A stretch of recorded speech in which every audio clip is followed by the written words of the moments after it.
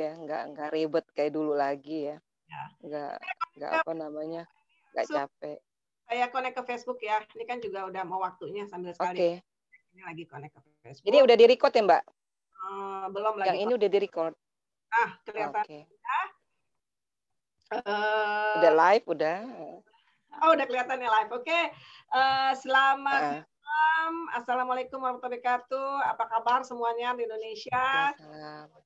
Sehat-sehat semua ya. Jadi hari ini kebetulan kalau di sini cuaca lumayan dingin. Lumayan lagi belum salju sih. Moga-moga salju ya. Soalnya juga sesuatu yang diharapkan sebetulnya di sini. Oke, hari ini untuk menghangatkan suasana di rumah saya, kalau di sana udah hangat ya. Kita akan berbicara mengenai pubertas. Jadi pubertas itu adalah sesuatu yang sebetulnya buat saya juga orang tua. Maaf, kok tadi jadi keselak. Buat orang tua juga adalah sesuatu yang sangat agak bikin deg-degan. Anak saya memang dua, kakak abangnya Rehan, ya, tetapi kan berbeda tentu kondisinya dalam menghadapinya, beda dengan Rehan yang memiliki kondisi autisme ya. Dia sekarang udah umur 10 tahun, hampir 11 malah. Jadi ini kayaknya yang udah benar-benar harus serius, dan termasuk juga Bapak Ibu semua yang di rumah. Bagaimana nih kita menghadapi, memang memiliki anak ABK, bagaimana menghadapi puberti gitu ya. Kalau saya ngomong rasanya saya cuma bisa ngomong teori, karena terus kan saya praktek juga nggak tahu ya, karena kan ya klien saya bisa dibilang memang kecil-kecil semua gitu ya. Jadi memang belum menghadapi masalah ini, anak saya sendiri juga belum gitu ya. Jadi kita mungkin langsung aja belajar dari yang pengalaman gitu ya. Jadi hari ini saya mengundang Bu Eni Purnawati yang kebetulan beliau ini juga memiliki anak ABK, udah memahami hari-harinya seperti apa ngadepin putra beliau gitu ya. Terus belum lagi memang beliau memiliki sekolah ya, maksudnya homeschooling sekolah lah sekarang ya, yang juga memang menangani anak-anak remaja gitu ya. Jadi yang memang ya pakarnya di situ deh, bagian pra remaja dan remaja. Halo. Karena kan kalau masalah gini teori boleh tahu, tapi masih belajar. Ya, masih belajar juga, sama-sama belajar. Karena untuk anak autis ini selalu ada yang baru ya Bu ya, nggak pernah ada yang sama ya Bu ya anak autis. Ya, betul. Kita sama-sama belajar aja. Kita mendengarkan dari Bu Eni dan juga bagaimana pengalaman beliau. Sesudah itu kita bisa lihat tanya jawabnya lah. Nanti kira-kira seperti apa. Mungkin kalau ada pertanyaan dari pemirsa silakan. Nanti kalau ada waktu kita langsung live. Kalau nggak ada silakan ditulis di chat, di Zoom boleh, di Facebook boleh. Nanti saya akan sampaikan ke Bu Eni. Oke, Bu Eni, saya persilakan nih untuk presentasinya. Oke, terima kasih Mbak Ruri, sehat semua ya. Assalamualaikum warahmatullahi wabarakatuh. Selamat malam, semoga kita semua dilindungi Allah Subhanahu wa taala dalam keadaan sehat.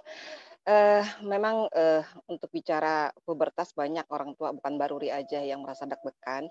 Saya sampai mendampingi orang tua ini sampai 1 tahun ya. Alhamdulillah goalnya itu ya, alhamdulillah goalnya itu, dan walaupun ada apa ya namanya, ada suatu perubahan, nanti saya akan cerita kenapa perubahan itu terjadi pada anak ini gitu ya, karena saya sudah mempersiapkan orang tuanya maupun anaknya dalam menghadapi pubertas. Nah ini insya Allah saya berbagi pengalaman juga untuk anak saya yang laki-laki, juga berbagi pengalaman untuk murid-murid saya yang mulai dari sekolah inklusi yang saat ini sedang saya pegang di daerah Citarep, dan dulu juga pengalaman di sekolah yang lama ya, di inklusi yang lama di sekolah alam itu. Kemudian ada di sekolah-sekolah berkebutuhan khusus autis ya yang saya punya. Jadi ada beberapa pengalaman, nanti saya akan bercerita tentang pengalaman-pengalaman itu, karena saya berpikir gini, lebih baik saya menceritakan dalam hal ini adalah karena yang yang berkecimpung itu adalah orang tua, khususnya biasanya ibu yang akan berhadapan terhadap anak, baik laki-laki maupun perempuan. Dan nanti apa sih kerjasama ayah gitu di sini dalam hal membersamai anak-anak yang puber. Memang sebenarnya saya selalu menekankan kepada orang tua maupun saya melakukan sendiri kepada murid-murid yang berkebutuhan khusus di sekolah inklusi khususnya gitu ya. Saat ini memang saya sedang, mendampingi 2 anak perempuan, yang kebetulan anak ini adalah, intellectual disabilities dan satu lagi adalah low vision. Jadi anak yang kalau melihat itu dekat sekali gitu ya, tapi anaknya ceria segala macam. Jadi, eee penjelasan itu kita harus berhati-hati banget karena dia ada masalah dengan penglihatan. Jadi, saya mengajarkan tentang bagaimana menggunakan pembalut. Nah, karena ini Ruri meminta saya untuk menjelaskan karena slide-nya itu ada 100 ya, total 100, banyaknya itu adalah di slide bagaimana, orang tua untuk mengajarkan anaknya supaya, ini loh alatnya gitu loh, visualnya, bantuan visualnya.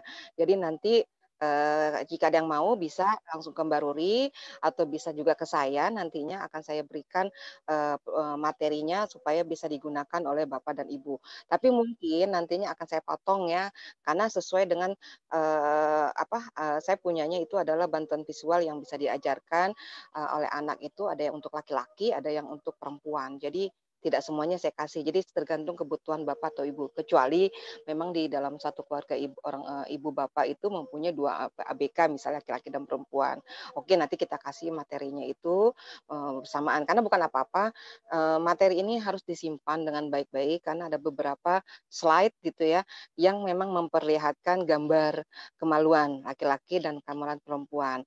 Nah, kalau kita kan sebagai orang tua sudah tidak malu ya berbicara hal ini gitu, karena kita, apa ya namanya, kita mengajarkan untuk, hal ini kita tidak boleh ada yang memakai istilah, tidak boleh kita ditutupi sampai kita meminta anak berimajinasi. Nah, kita lebih baik menggambarkan apa adanya, walaupun jangan contoh dari kita, tapi contoh dari gambar itu. Karena saya tidak pernah menyarankan orang tua manapun untuk memberikan contoh langsung kepada anak, "Ini loh anggota tubuh orang tua nanti sudah besarnya begini." Enggak, saya enggak mau menceritakan itu. Jadi kalau saya menceritakan adalah, orang yang memang, yang, saya kasih itu adalah gambar. Kenapa? Saya punya pengalaman, tidak tidak menyarankan orang tua, pengalaman dulu waktu saya tahun 2015, di tempat sekolah inklusi ya, di sekolah alam itu, ada satu anak gitu yang bercerita gitu, Bu Eni," gitu, itu ABK ya, "kalau sudah besar itu nanti di sini loh, ayah itu begini-begini, bentuknya begini-begini." Itu sampai dijelaskan secara detail oleh anak itu. Kebetulan memang bukan autistik ya, tapi dia misalnya, kalau nggak salah ADHD.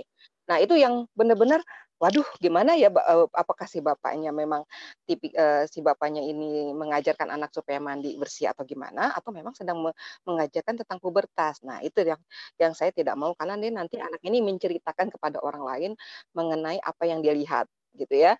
Lebih baik kita memberikan gambaran dan kalau ditanya itu adalah gambar gitu loh, bukan kepemilikan daripada ayah atau ibu. Karena saya juga tidak pernah menyarankan baik ibu maupun ayah untuk mandi bersama dengan anak. Saya tidak pernah menyarankan itu. Kalaupun mandi bersama ya kitanya tetap utuh gitu loh ya. Jadi kita mengajarkan bagaimana kita toilet training ya seperti anak ya kita dalam kondisi utuh. Jadi bukan kita sama-sama telanjang gitu di depan anak. Karena nanti akan saya cerita beberapa kasus-kasus yang terjadi mulai dari masturbasi segala macam, insya Allah saya jabarkan malam ini, supaya orang tua, tahu manfaatnya bagaimana kita mau belajar tentang masalah pubertas ini. Oke, di sini saya akan share screen, apa namanya, tentang, materi ini tidak akan banyak ya, tidak akan banyak. Karena apa? Karena memang materi ini, sangat diperuntukkan untuk, apa ya namanya ya, untuk penjelasan. Penjelasan yang lebih, lebih lebih apa ya, penjelasan yang lebih detail, apa sih yang menyebabkan kita harus mempelajari, tentang, materi ini gitu ya. Ini kira-kira boleh saya minta tolong ada yang melihat, udah ngecek apakah sudah terlihat materinya? Sudah Bu Boleh Eni? dibuka suaranya? Oke, makasih. Oke, di-mute lagi ya, Bu, ya, biar saya bisa fokus ya. Oke, pubertas remaja ada berkebutuhan khusus. Apa sih yang menyebabkan anak kita tuh seperti takut sebagai orang tua? Ini bukan sesuatu yang sifatnya aneh atau enggak. Saya pernah mengalami beberapa orang tua yang sangat deg-degan menghadapi anaknya. Khususnya itu kebanyakan kalau yang saya lihat itu kebanyakan perempuan, kebanyakan. Nah, kalau mereka tuh kalau laki-laki yang mempunyai anak laki-laki, mereka khawatir akan mulai adanya masturbasi. Itu yang selalu sering mereka dikhawatirkan. Kalau perempuan itu mereka mengkhawatirkan, bagaimana ya untuk memakai pembalutnya, bagaimana ya supaya dia ini, apa ya, ada sesuatu perasaan yang berbeda gitu. Terus bagaimana bla bla. Nah, saya jujur setahun ini saya mendampingi satu anak ya, kebetulan anaknya ini udah usia 12 tahun. Saya sudah mempersiapkan anak-anak ini dari usia 10 tahun. Jadi saya selalu bicara secara panjang, secara enteng dulu dengan orang tua, karena setiap saya memasukkan materi ini, orang tua langsung si ibunya langsung, "Aduh jangan dulu Ibu Eni, jangan sekarang," kayak nggak siap gitu. Saya bilang, "Nggak bisa Bu, ini harus ibu yang siap. Anak mah siap-siap aja," saya bilang gitu. Nah akhirnya sampai sepanjang ini, nah ternyata memang terjadi. Terjadi apa? Karena ibunya terlalu khawatir terhadap anak itu sendiri, ya. Jadi saya bilang, "Ini pasti akan ketemu pada waktunya, pasti akan ketemu pada waktunya." Karena kalau perempuan itu terlihat. Kenapa terlihat? Karena dia dalam bentuk head gitu loh. Dalam bentuk head, jadi dia itu kita harus mengamati gitu kan, mengamati, prosesnya mulai dari udah ganti apa belum, bagaimana cara memasangnya, bagaimana membersihkannya. Beda dengan laki-laki, kalau laki-laki kan menunggu dia itu mimpi basah. Ya, bagaimana mimpi basahnya kah, apa yang harus dilakukan kah, terus bagaimana dia pada saat dia melakukan masturbasi tanpa sepengetahuan kita, apa yang kita lakukan. Nah, itu laki-laki menurut saya itu lebih enteng. Laki-laki itu menurut saya lebih enteng untuk cara penjabaran. Kalau perempuan memang agak lebih repot, lebih lebih sulit gitu ya, karena kita lihat dari pemahaman anak. Makanya saya selalu menyarankan, ya apalagi Bu Ruri ini kan, sebagai pondasi ya, memberikan, pelatihan, VB ini sebagai pondasi supaya kemampuan kognitif anak itu berkesinambungan berjalannya usia. Jadi pemahaman ini kenapa penting, agar pada saat kita melakukan komunikasi pada anak, yaitu pada saat kita memberikan materi walaupun banyaknya dengan visual, ya, walaupun banyaknya dengan visual, anak akan paham. Kalau anak tidak paham, ini yang lebih repot lagi. Saya pernah menemukan pada saat saya memberikan gambar ya, bantuan visual, anak ini kayak bengong gitu loh. Tapi saya bismillah aja, saya yakin anak ini paham gitu loh, walaupun pas saya tanya lagi dia bengong, nggak bisa menjawab, gitu. Itu terjadi pada anak murid saya yang autistik, yang akhirnya ya sudahlah, mudah-mudahan aja dia paham bahwa yang terjadi pada diri dia itu adalah hal-hal yang normal gitu ya, misalnya tumbuhnya bulu atau apa dan sebagainya. Jadi saya melakukan ini dengan enteng saja, maksudnya tidak ada deg-degan, menghadapinya dari kitanya gitu, dari kita sebagai orang tua, jangan ada sesuatu yang sebagai, kepanikan gitu. Karena, ini yang terjadi adalah bukan saya menakut-nakuti, yang akhirnya memang apa yang dikhawatirkan terjadi. Nah, anak ini yang saya tadi bilang saya dampingi selama setahun lebih, si ibunya masih khawatir segala macam, ibu rileks aja. Yang namanya pergantian momen itu akan terjadi semua. Jadi, perkembangan biologis anak berkebutuhan khusus itu sama dengan anak reguler, gitu ya. Nah, ini ada satu definisi yang saya ambil dari, Pak Gunawan ya, definisi ini yang terjadi sama ABK itu ada gitu loh. Saya nggak perpanjang dari definisi ini karena ini definisi sebagai acuan bahwa remaja reguler juga mengalami hal yang seperti itu, sama dengan ABK juga. Jadi kita jangan menganggap ABK itu tidak tahu apa-apa, tapi dia merasakan hal yang sama. Pertumbuhan itu kan disebabkan oleh hormon, hormon itu berkembang sama dengan anak-anak, reguler. Jadi saya pada saat belajar belajar apa ya, keperawatan gitu ya, yang memang itu merupakan satu pembelajaran kedokteran, bahwa memang pertumbuhan itu nggak ada yang bedanya antara berkebutuhan khusus dengan, reguler, kecuali memang yang kebutuhan khususnya itu ada dipengaruhi dengan masalah di otaknya yang berhubungan dengan masalah, korteks ya. Ada beberapa, hipotalamus yang berhubungan itu, mungkin yang terkenanya di situ ya, itu beda lagi kasusnya. Nah, di sini ya ada definisi yang saya jabarkan, yang disebut definisi ada beberapa macam. Orang menyamakan bahwa manusia yang berusia 13 sampai 19 tahun atau bahasa Inggrisnya disebut teenager atau bahasa lainnya itu adolescent yang artinya tumbuh.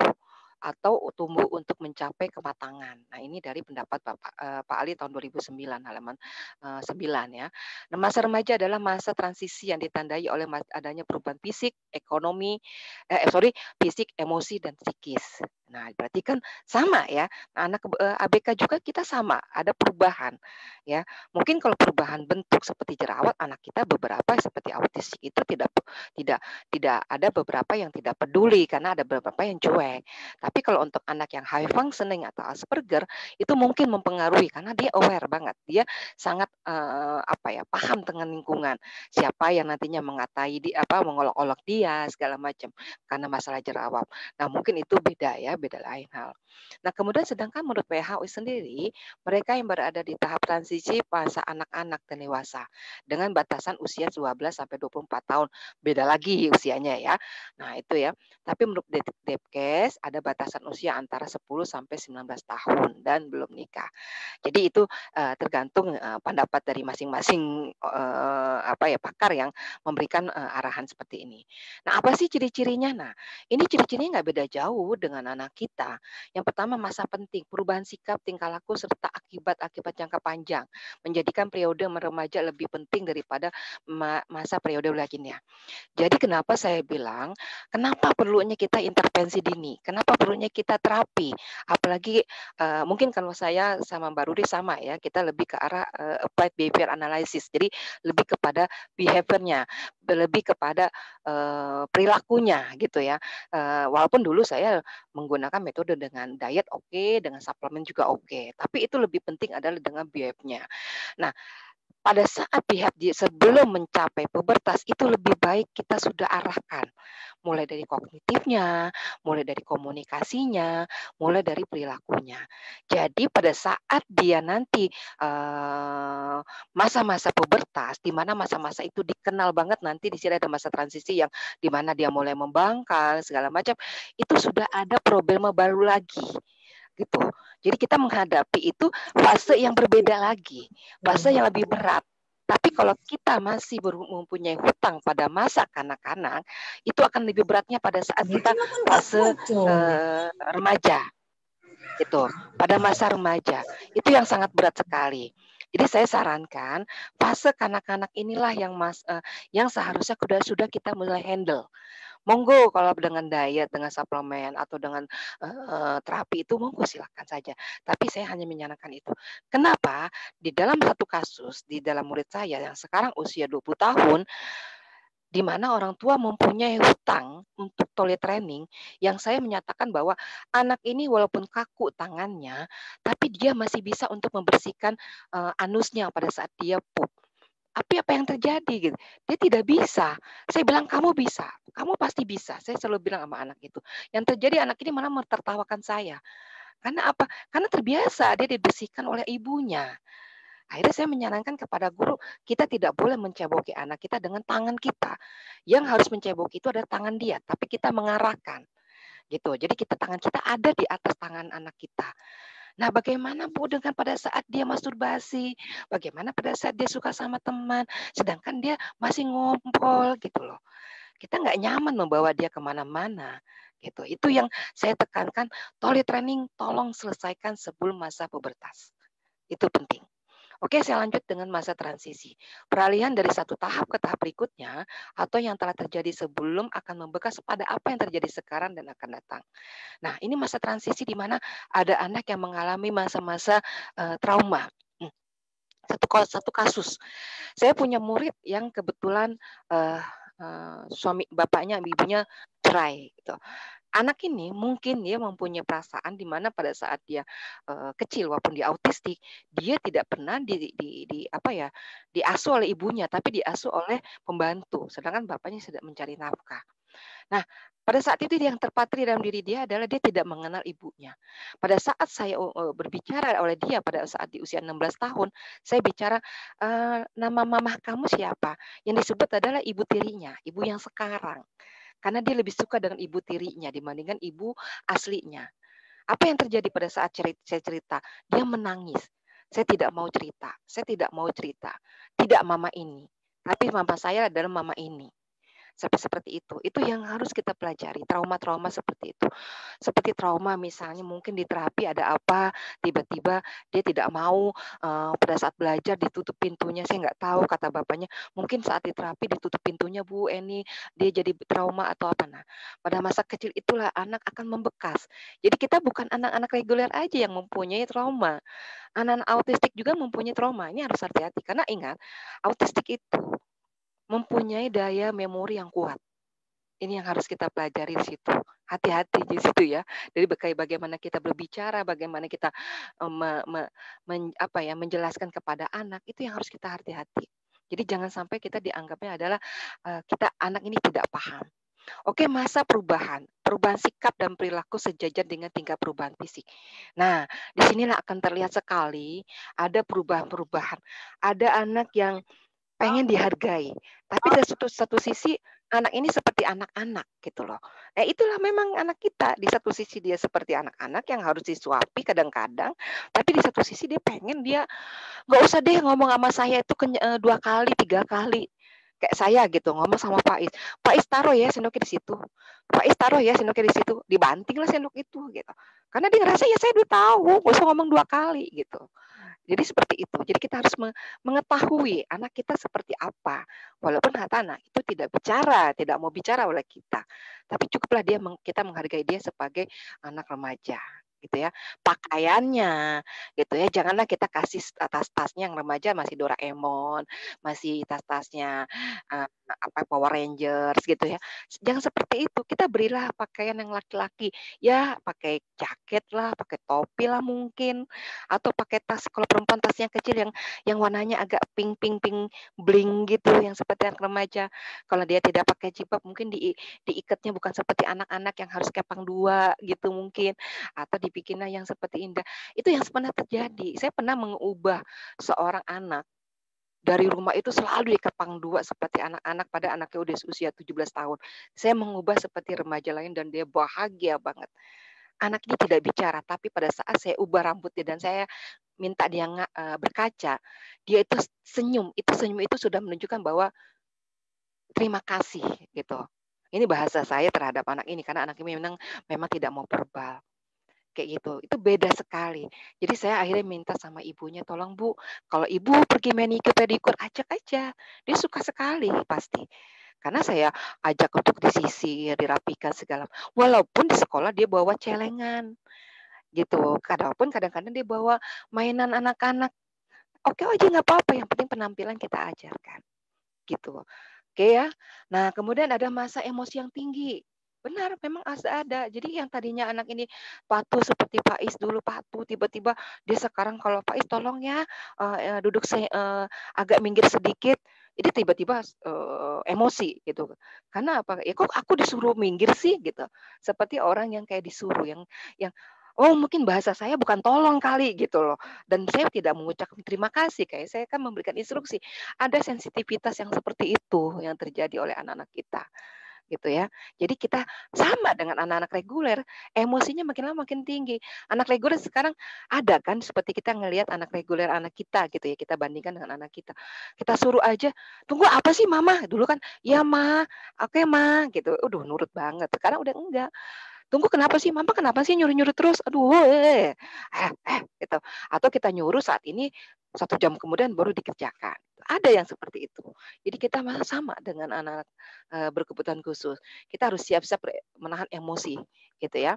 Nah, ini ada masa bermasalah. Jadi setiap periode memiliki masalah sendiri. Masalah masa remaja termasuk masalah yang sulit diatasi, baik yang anak laki-laki maupun anak perempuan.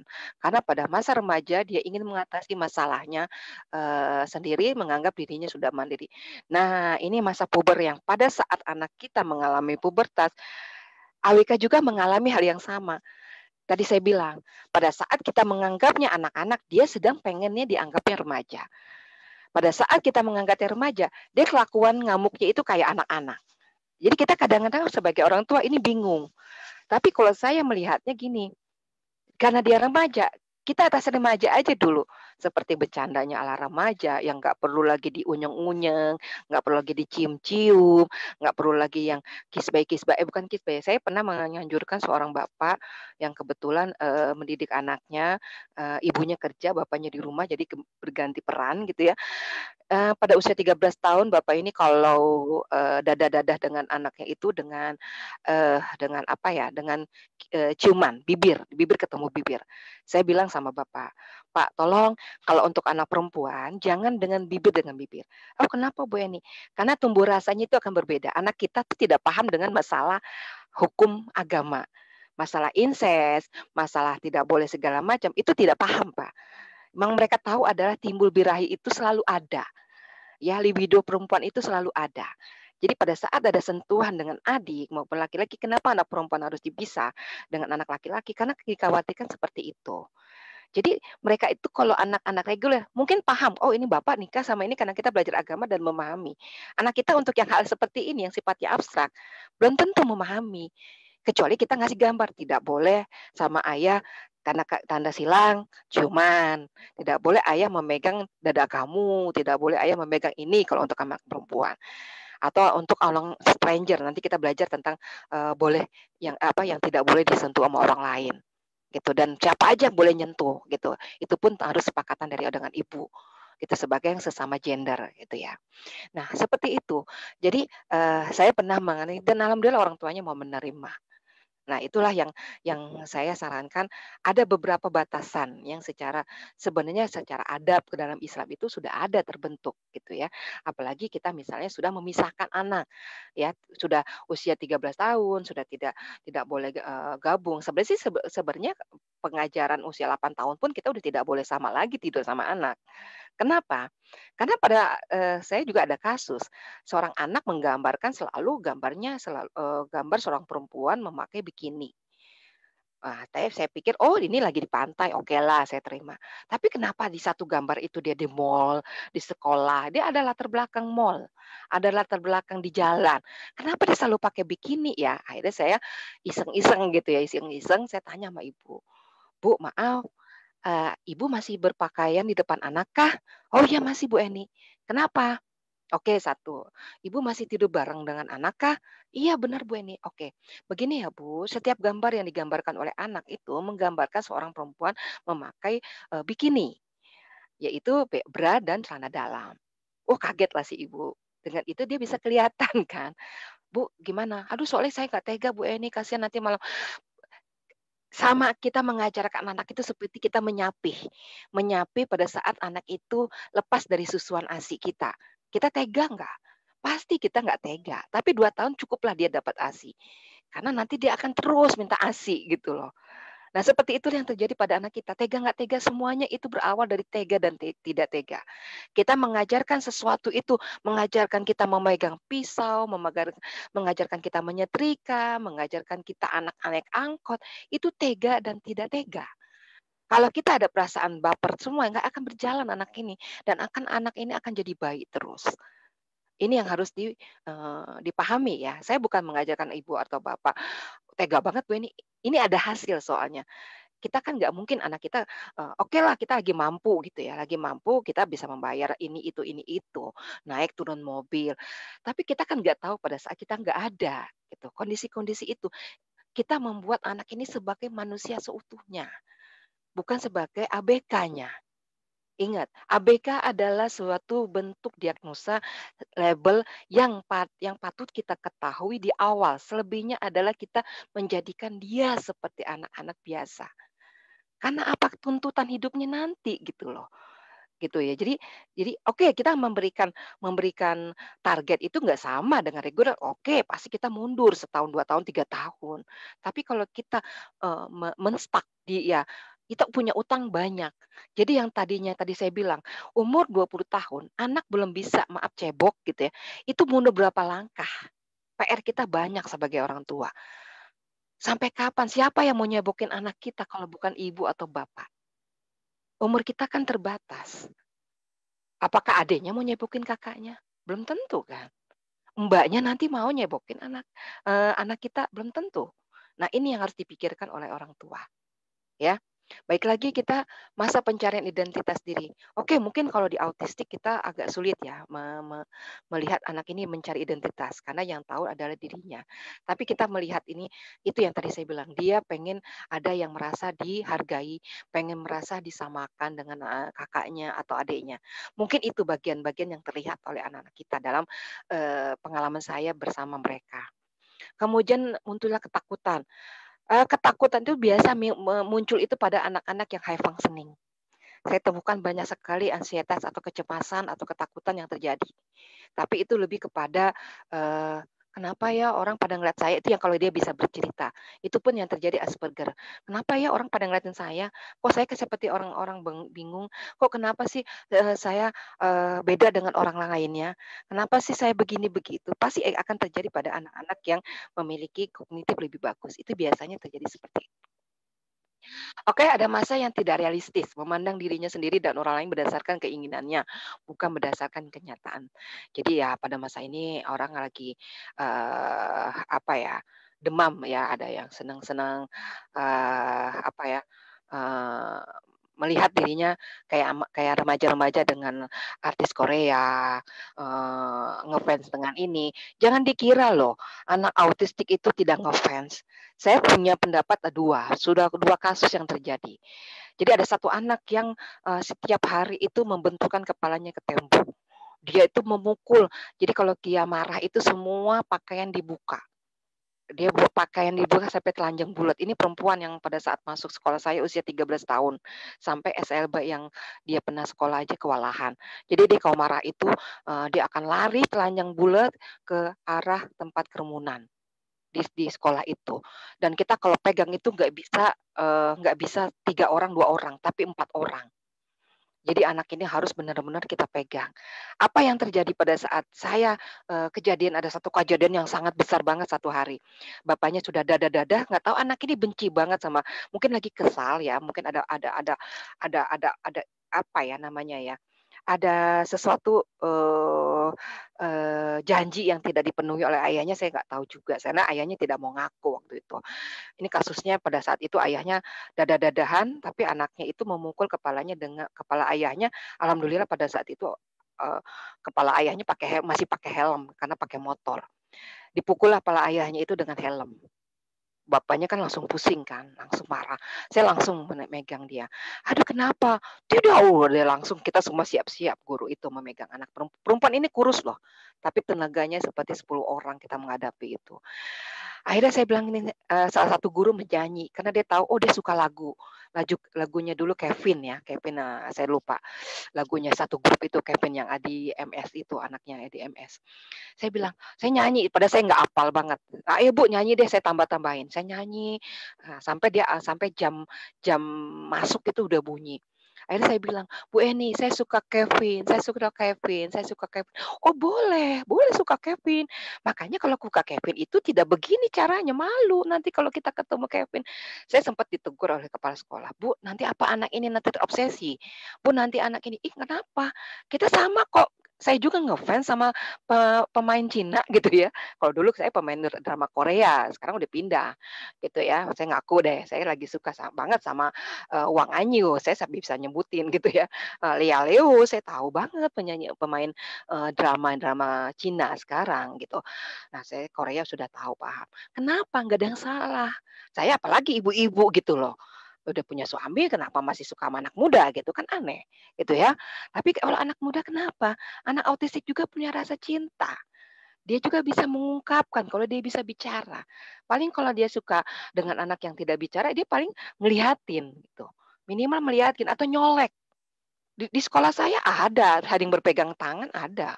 Itu moderate autism loh. Moderate autism yang akademiknya tidak bagus gitu. Dia pegangan, dia nanti saut-sautan, tapi nggak nyambung saut-sautannya. Tapi pegangan gitu loh.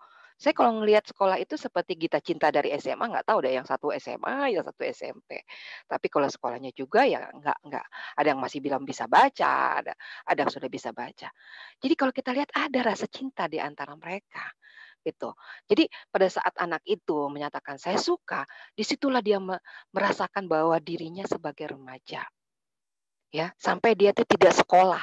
Pada saat bel berbunyi pulang, dia hanya duduk dengan saya sambil memeluk bahwa, "Saya suka dengan Kevin." "Oke, kalau suka kita bisa." Dulu zaman dulu nggak ada HP ya, kita belum ada HP. Tahun 2009 tuh saya nggak punya HP, dia juga nggak punya HP. Akhirnya saya kasih video-video drama Korea yang masih anak-anak, yang masih remaja, itu saya kasih. Itu rasa cinta tuh ada gitu.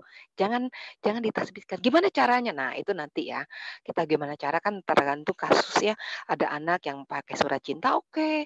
Bu, anak saya tiba-tiba ngomongnya di depan umum, oke. Itu permasalahannya bagaimana? Mungkin caranya kalau memang langsung kita bikin skenario. Kalau laki-laki nolak, bagaimana cara kita menerima? Menerima supaya tolakan daripada cinta itu. Bahwa kita nggak selamanya cinta itu diterima gitu. Saya pernah menghadapi, satu kasus yang anak itu di sekolah alam itu ada yang suka, sampai dia laki-laki ngomong gini, halus, alhamdulillah dia halus, "Bagaimana ya Bu, saya ngomong sama anak ini." Anak yang disukai itu anak reguler, emang ganteng banget gitu. Ya saya bilang sama anak ini, tidak semua laki-laki yang kita sukai, tiba-tiba membalas, itu nggak apa-apa. Kita bisa beralih lagi, mungkin ada lagi yang suka sama kita, yang menghormati kita, yang lebih menerima kita apa adanya. Itu aja bahasanya, terus kita masukin. Karena biasanya anak yang rasa cinta itu kognitifnya itu mulai bagus ya, jadi sudah paham gitu. Nah, ini lagi kita masa menuju dewasa. Nah, dari Gunawan ini dikatakan usia kematangan sudah dekat, para remaja merasa gelisah, meninggalkan stereotype usia belasan tahun ke usia dewasa. Makanya di sini ada galau-galau juga. Anak-anak kita pengen seperti anak-anak remaja yang pengen ini, tapi pengen seperti orang dewasa, seperti Faiz. Dia pernah diajak oleh bapaknya ngopi. Sekali waktu kalau makan, dia harus ngopi. Karena dia ngerasa bahwa, ya saya sama dong, saya sama kakak saya sama, nggak ada bedanya, gitu loh. Saya duduk di satu tempat minum kopi gitu, sambil saya, dengar musik seolah-olah kayak bukan anak autis gitu loh. Saya kalau orang ngelihatnya bukan anak autis ya, hanya kelihatan aja nanti lama-lama dia miring ke kiri melihat natapnya gitu, atau tiba-tiba dia bergaya, steaming keluar gitu, orang pasti akan kelihatan anehnya gitu. Tapi dia juga pengen dihargai, oh ya udah yang tadinya saya minum satu gelas berdua, dia nggak mau, dia yang langsung ngabisin, saya nggak dapet jatah. Oh berarti dia itu pengennya saya milik sendiri, saya dibelikan gitu. Begitu juga dengan mainan, mau beda sendiri, kayak misalnya HP. Ya saya nggak meminta dia supaya dia mengambil HP saya, menguasai HP, maka saya membelikan dia HP. Supaya dia menghargai kepemilikan.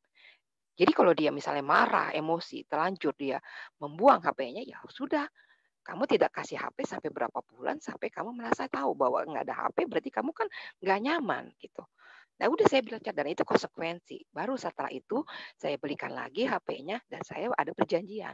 Kalau kamu pecahin lagi, kamu nggak akan dapat HP lagi sama berapa bulan. Dan itu saya penuhi, gitu seperti itu. Jadi kita berbicara seperti yang dia paham. Karena saya yakin dia paham, gitu loh. Jadi kita jangan merasa bahwa anak kita tuh nggak paham, ya. Jadi kita jangan merasa ada sesuatu. Nah, di sinilah persiapan tua. Dalam menghadapi perubahan itu yang paling penting itu adalah persiapan dari orang tua. Jadi kalau saya mengajarkan anak tentang perubahan, nanti, bukunya, slide-nya saya kasih, saat ini belum bisa saya kasih ya, nanti untuk minggu depan aja saya kasih, persiapan apa, saya harus tanya, batasan apa sih kalau saya harus ngomong sama orang tua? Yang harus saya pelajari dengan orang tua adalah satu adab. Kebiasaan orang tua. "Bu, bagaimana kalau saya nanti di sekolah mau bercerita?" Saya kasih tuh materinya. "Saya mau bercerita ini, Ibu pelajari dulu. Kira-kira menurut Ibu bagaimana?" "Ah, terserah Bu Eni." Kalau udah terserah Bu Eni berarti udah lampu hijau dong. "Oke, nanti akan saya bercerita." Karena kenapa saya bercerita itu tidak ada yang ditutup-tutupi, tidak ada pakai bahasa berbeda, agar anak ini paham dengan bahasa seutuhnya. Oke, silakan Bu Eni. Bu, nanti kalau saya ajarkan anak dengan pembalut, tolong bawa ya pembalut dengan celananya. Oke deh, kalau untuk warna-warna merahnya seperti darah, nanti saya akan bawa. Contohnya, misalnya saya menggunakan pewarna makanan gitu, karena berwarna merah. kan anak-anak akan jijik ya mencucinya kan, sama halnya nanti kita ketemu darah gitu. Nah seperti itu, "Oke Bu Eni silahkan saja, monggo," gitu. Nah tinggal ibunya saya adab, "Bu gimana kalau kencingnya laki-laki? Apakah harus jongkok menurut agama Ibu atau gimana? Ataukah nggak apa-apa kalau saya ajarkan nanti berdiri tapi yang penting dia cebok." Gitu ya Bu, karena apa saya mengajarkan berdiri? Supaya pada saat di tempat umum, entah itu dia di pom bensin, dimanapun dia tidak harus menunggu berdiri, menunggu duduk atau jongkok gitu ya. Jadi perkenalkan itu dengan 2 WC, jongkok maupun berdiri. Boleh nggak Bu? Ada soalnya waktu saya menemukan kasus ada orang tua yang nggak boleh anaknya itu pipis itu berdiri. Jadi harus jongkok. Jadi walaupun dia menggunakan WC duduk, dia itu harus jongkok juga. Ya itu saya kembalikan lagi pada orang tua. Jadi saya hanya mengajarkan duduk aja.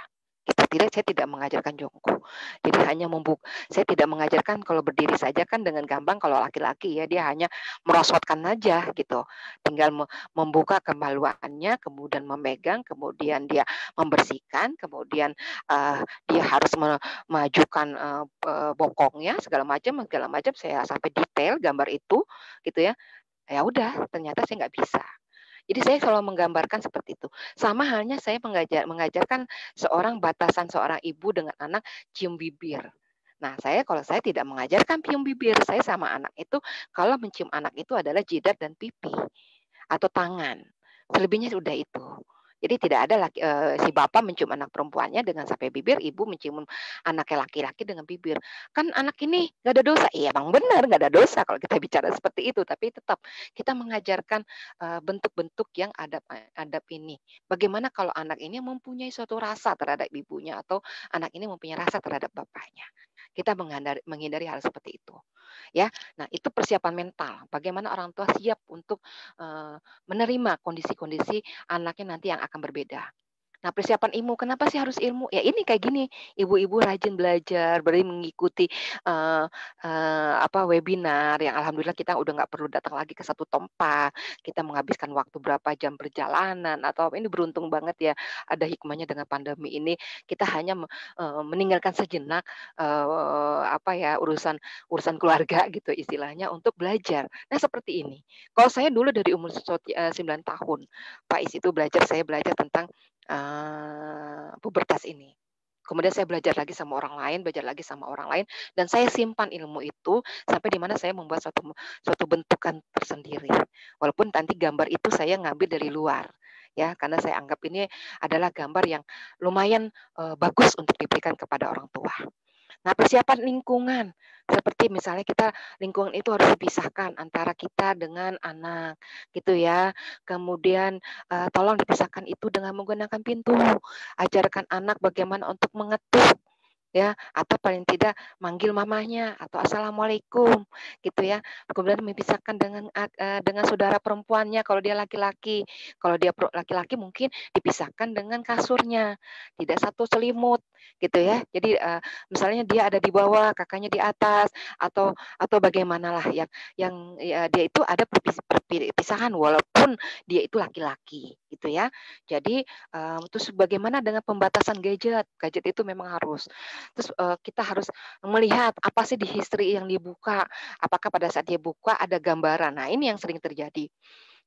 Terjadi ada satu anak yang awalnya dia itu suka membuka YouTube, kebetulan anaknya ini memang bisa baca. Yang ternyata kontennya itu tadinya hanya lagu-lagu dia hafal, terseliplah satu, cerita tentang suster ngesot gitu loh. Nah, di cerita itu kan benar-benar gambarnya itu sure banget ya. Nah, di situ akhirnya dia menjadi addict, di situlah udah jadi ketagihan. Jadi caranya dia pinter sekali. Dia pulang sekolah gitu ya, pulang sekolah dia nanti sore itu tidur. Tidur sampai sekitar jam 8, jam 9, orang tua udah ngantuk, dia akan bangun sekitar jam 10 atau jam 11, dia begadang sampai jam 3 malam untuk membuka itu. Pas dilihat historinya, ternyata dibukanya itu yang udah lebih jauh lagi. Bukan lagi yang suster ternyata yang pakaiannya itu ketat lagi, tapi yang sudah, mungkin telanjang gitu loh. Ini saya bicara lebih lebih ini ya, karena yang terjadi anak ini adalah apa, dia perempuan kebetulan terjadi perempuan ya, dia selalu memegang kelaminnya itu di tempat umum. Karena tidak diajarkan oleh orang tua antara yang namanya privasi dan umum. Saya sudah mengajarkan di sekolah padahal waktu itu, tapi tidak dilanjutkan oleh orang tua. Bagaimana dia? Jadi dia kadang-kadang sembari jalan itu memegang kelaminnya, memasukkannya itu lewat celana atau lewat roknya, dan itu langsung dicium. Itu sembari jalan. Sampai bapaknya itu kaget gitu loh. Langsung, mamanya anaknya gimana sih? Yang disalahin ibunya akhirnya. Dan anak ini pada saat memegang payudara itu di kelas. Memegang payudara itu pada saat rapat guru, rapat dengan orang tua. Jadi tidak ada batasan di mana dia pada saat dia privacy, dia baru melakukan itu. Akhirnya si ibunya sempat malu. Kok anaknya sampai meremlek ya, Bu? Gitu. Terus akhirnya sampai di mana guru melaporkan ke saya, "Bu, gimana nih, Bu?" Kebetulan gurunya itu seumuran dengan anaknya gitu. Sampai dia malu sendiri karena anaknya memasukkan, tangannya itu ke kelaminnya gitu, di depan guru laki-lakinya gitu. Kayak eksibisionis gitu ya, istilahnya seperti itu. Nah, itu yang terjadi. Nah, jadi lingkunganlah yang harus kita pelajari, apa ya, gadget ini sangat mempengaruhi. Saya menyarankan kepada orang tua pada saat kita memberikan kemudahan untuk, laptop, komputer, tolong diberikan itu di ruang tamu pada saat kita bisa memantau, jangan di kamar. Kalau di kamar anak ini nguci pintu, nutup pintu, kita nggak tahu. Yang kedua, anak kita anteng, yang ABK ini, jangan dianggap, "Aduh enak ya bisa istirahat." Jangan dianggap seperti itu. Malah justru kita khawatir, "Kok biasanya dia serabak-serubuk kenapa nggak ada suara ya? Ada apa ya? Apakah dia lagi apa?" Ternyata oke deh, mungkin dia sudah 50% dalam keadaan masturbasi yang kita akhirnya nggak bisa juga dipanggil juga udah nggak nengok segala macam, ya sudahlah, karena dia sudah hampir mungkin 70% lah. Tapi kalau dia baru mulai kelihatannya masih kita panggil udah nengok, kita bisa alihkan, itu lebih enak gitu. Jadi kita harus waspada dengan anak kita yang anteng itu. Gitu ya. Jadi, jangan kita melihat antengnya anak atau, kelihatan, anak ini, waduh mainannya laptop, mainannya ini, ah nggak apa-apa deh saya bisa istirahat, nggak bisa juga. Jujur saya selalu memantau anak saya sampai usia 15 tahun itu, semua pergerakannya gitu. Karena kebetulan alhamdulillah, anak kami laki-laki ya dia pasangkan tidurnya gitu ya, disamakan dengan adiknya atau kakaknya, seperti itu. Jadi bisa memantau, dia ada ngapain segala macam walaupun tempat tidurnya beda. Nah itu ya persiapan lingkungan. Nah, persiapan mental lagi adalah perubahan fisik anak mempengaruhi dari perubahan perilaku anak. Ini yang terjadi seperti Faiz. Faiz itu pernah mengalami pada saya sudah ngasih tahu ke dia akan tumbuh bulu di sini di sini di sini, tapi ternyata tetap saja dia tidak betah. Akhirnya dia selalu mengambil pencukur itu dan dia mencukur sendiri. Mencukur sendiri akhirnya timbullah garis-garis yang bekas silet itu berdarah-darah. Nah, akhirnya saya satu-satunya aja nih ya, saya minta kalau kakaknya, ibu bapaknya, atau adiknya yang mau menggunakan cukur tolong ambil sendiri, mempersiapkan jangan ditaruh di kamar mandi gitu, sampai seperti itu, gitu. Jadi ada beberapa hal yang mempengaruhi dia nggak nyaman. Ternyata anak kita sudah dikasih tahu pun nggak nyaman, tetap gitu. Ada yang kena ada yang ada yang seperti Faiz juga ngalami sampai sekarang ya, eee, dia sudah bicara, sudah banyak bicaranya pada usia sekolah. Tapi pada saat usia pubertas di mana dia sudah berubah suaranya, walaupun saya sudah, "Ini contohnya kayak Kakak, kayak Abi, Bapak," gitu, nanti berubah suaranya. Tapi tetap saja dia tetap nggak mau ngedenger suaranya sendiri yang besar itu. Jadi kalau ngomong itu berbisik, ya gitu. Sampai suaranya tuh kayak dipendam gitu. Ini yang terjadi oleh Faiz gitu. Kalau kasus lain saya belum menemukan ya. Ini kasus yang pada anak saya. Banyak-banyak sekali yang terjadi, kita sudah merasa tenang bahwa kita sudah mempersiapkan dengan baik. Oke, ini sudah mulai hampir 1 jam ya, saya agak sedikit banyak, nanti, biar kita banyak pertanyaan ya. Dan yang selanjutnya adalah pemahaman anak terhadap satu instruksi atau penjelasan yang diberikan sangat banget dibutuhkan, tadi saya bilang. Kalau kita, intervensi dini, anak, minimal bahasa reseptif gitu ya, itu sudah alhamdulillah kita nanti akan memasukkan unsur-unsur gambar segala macam kepada anak, itu sudah dipahami. Ya, jadi tolong orang tua jangan santai untuk usia-usia seperti ini. Kalau sedang ada yang terapi, tolong goalkan dulu terapinya, behave-nya goalkan dulu, bangun dulu kognitifnya, komunikasinya, perilakunya, tolong itu dilakukan. Tidak ada yang sia-sia dalam setiap perjuangan. Saya mengakui bahwa anak saya dulu zaman Faiz itu sekarang mau 25 tahun ya, dengan metode yang lama, saya melakukan Faiz itu sekitar 40 jam dalam sepekan. Bisa dibayangkan istirahatnya saya berapa lama. Kalau ibu sekarang banyak, me time-nya itu dengan gadget, saya boro-boro ada dulu me time-nya dengan gadget. Satu-satunya jalan saya harus bergantian dengan suami saya, me time-nya yaitu kesukaan saya, baca buku. Saya mencari buku buat Faiz gitu. Nah, jadi, eee, lebih lebih beda dengan sekarang. Pengetahuan-pengetahuan orang tua bisa di-download di manapun dengan hanya modal kuota sudah bisa. Saya boro-boro harus download itu di kantor suami karena saya tidak punya laptop, saya tidak punya internet. Internet itu dulu masih mahal. Saya tidak mampu dulu membayar internet gitu untuk di rumah gitu. Dulu tidak ada. Kita harus pergi ke warnet kalau kita mau, nge-print ataupun mau ngedownload segitu banyaknya bahan. Sedangkan kita sekarang bisa download nggak usahlah dengan, dengan, paper gitu ya, dengan kertas. Kita bisa baca aja di HP gitu atau taruh di tablet yang lebih gede gambarnya. Itu lebih banyak, kemudahan-kemudahan yang dialami oleh orang tua sekarang. Banyak ilmu, tapi harus hati-hati. Ya, kalau ilmu itu memang seperti suplemen kita jangan menyarankan dicoba oleh anak. Tapi kalau ilmu misalnya, oh, saya kayaknya cocok nih sama Vibi. Oke, kita lakukan dengan anak kita, gitu. Tapi kita lihat dulu perkembangannya. Oke, kalau memang cocok lanjutkan gitu di situ. Jadi kita harus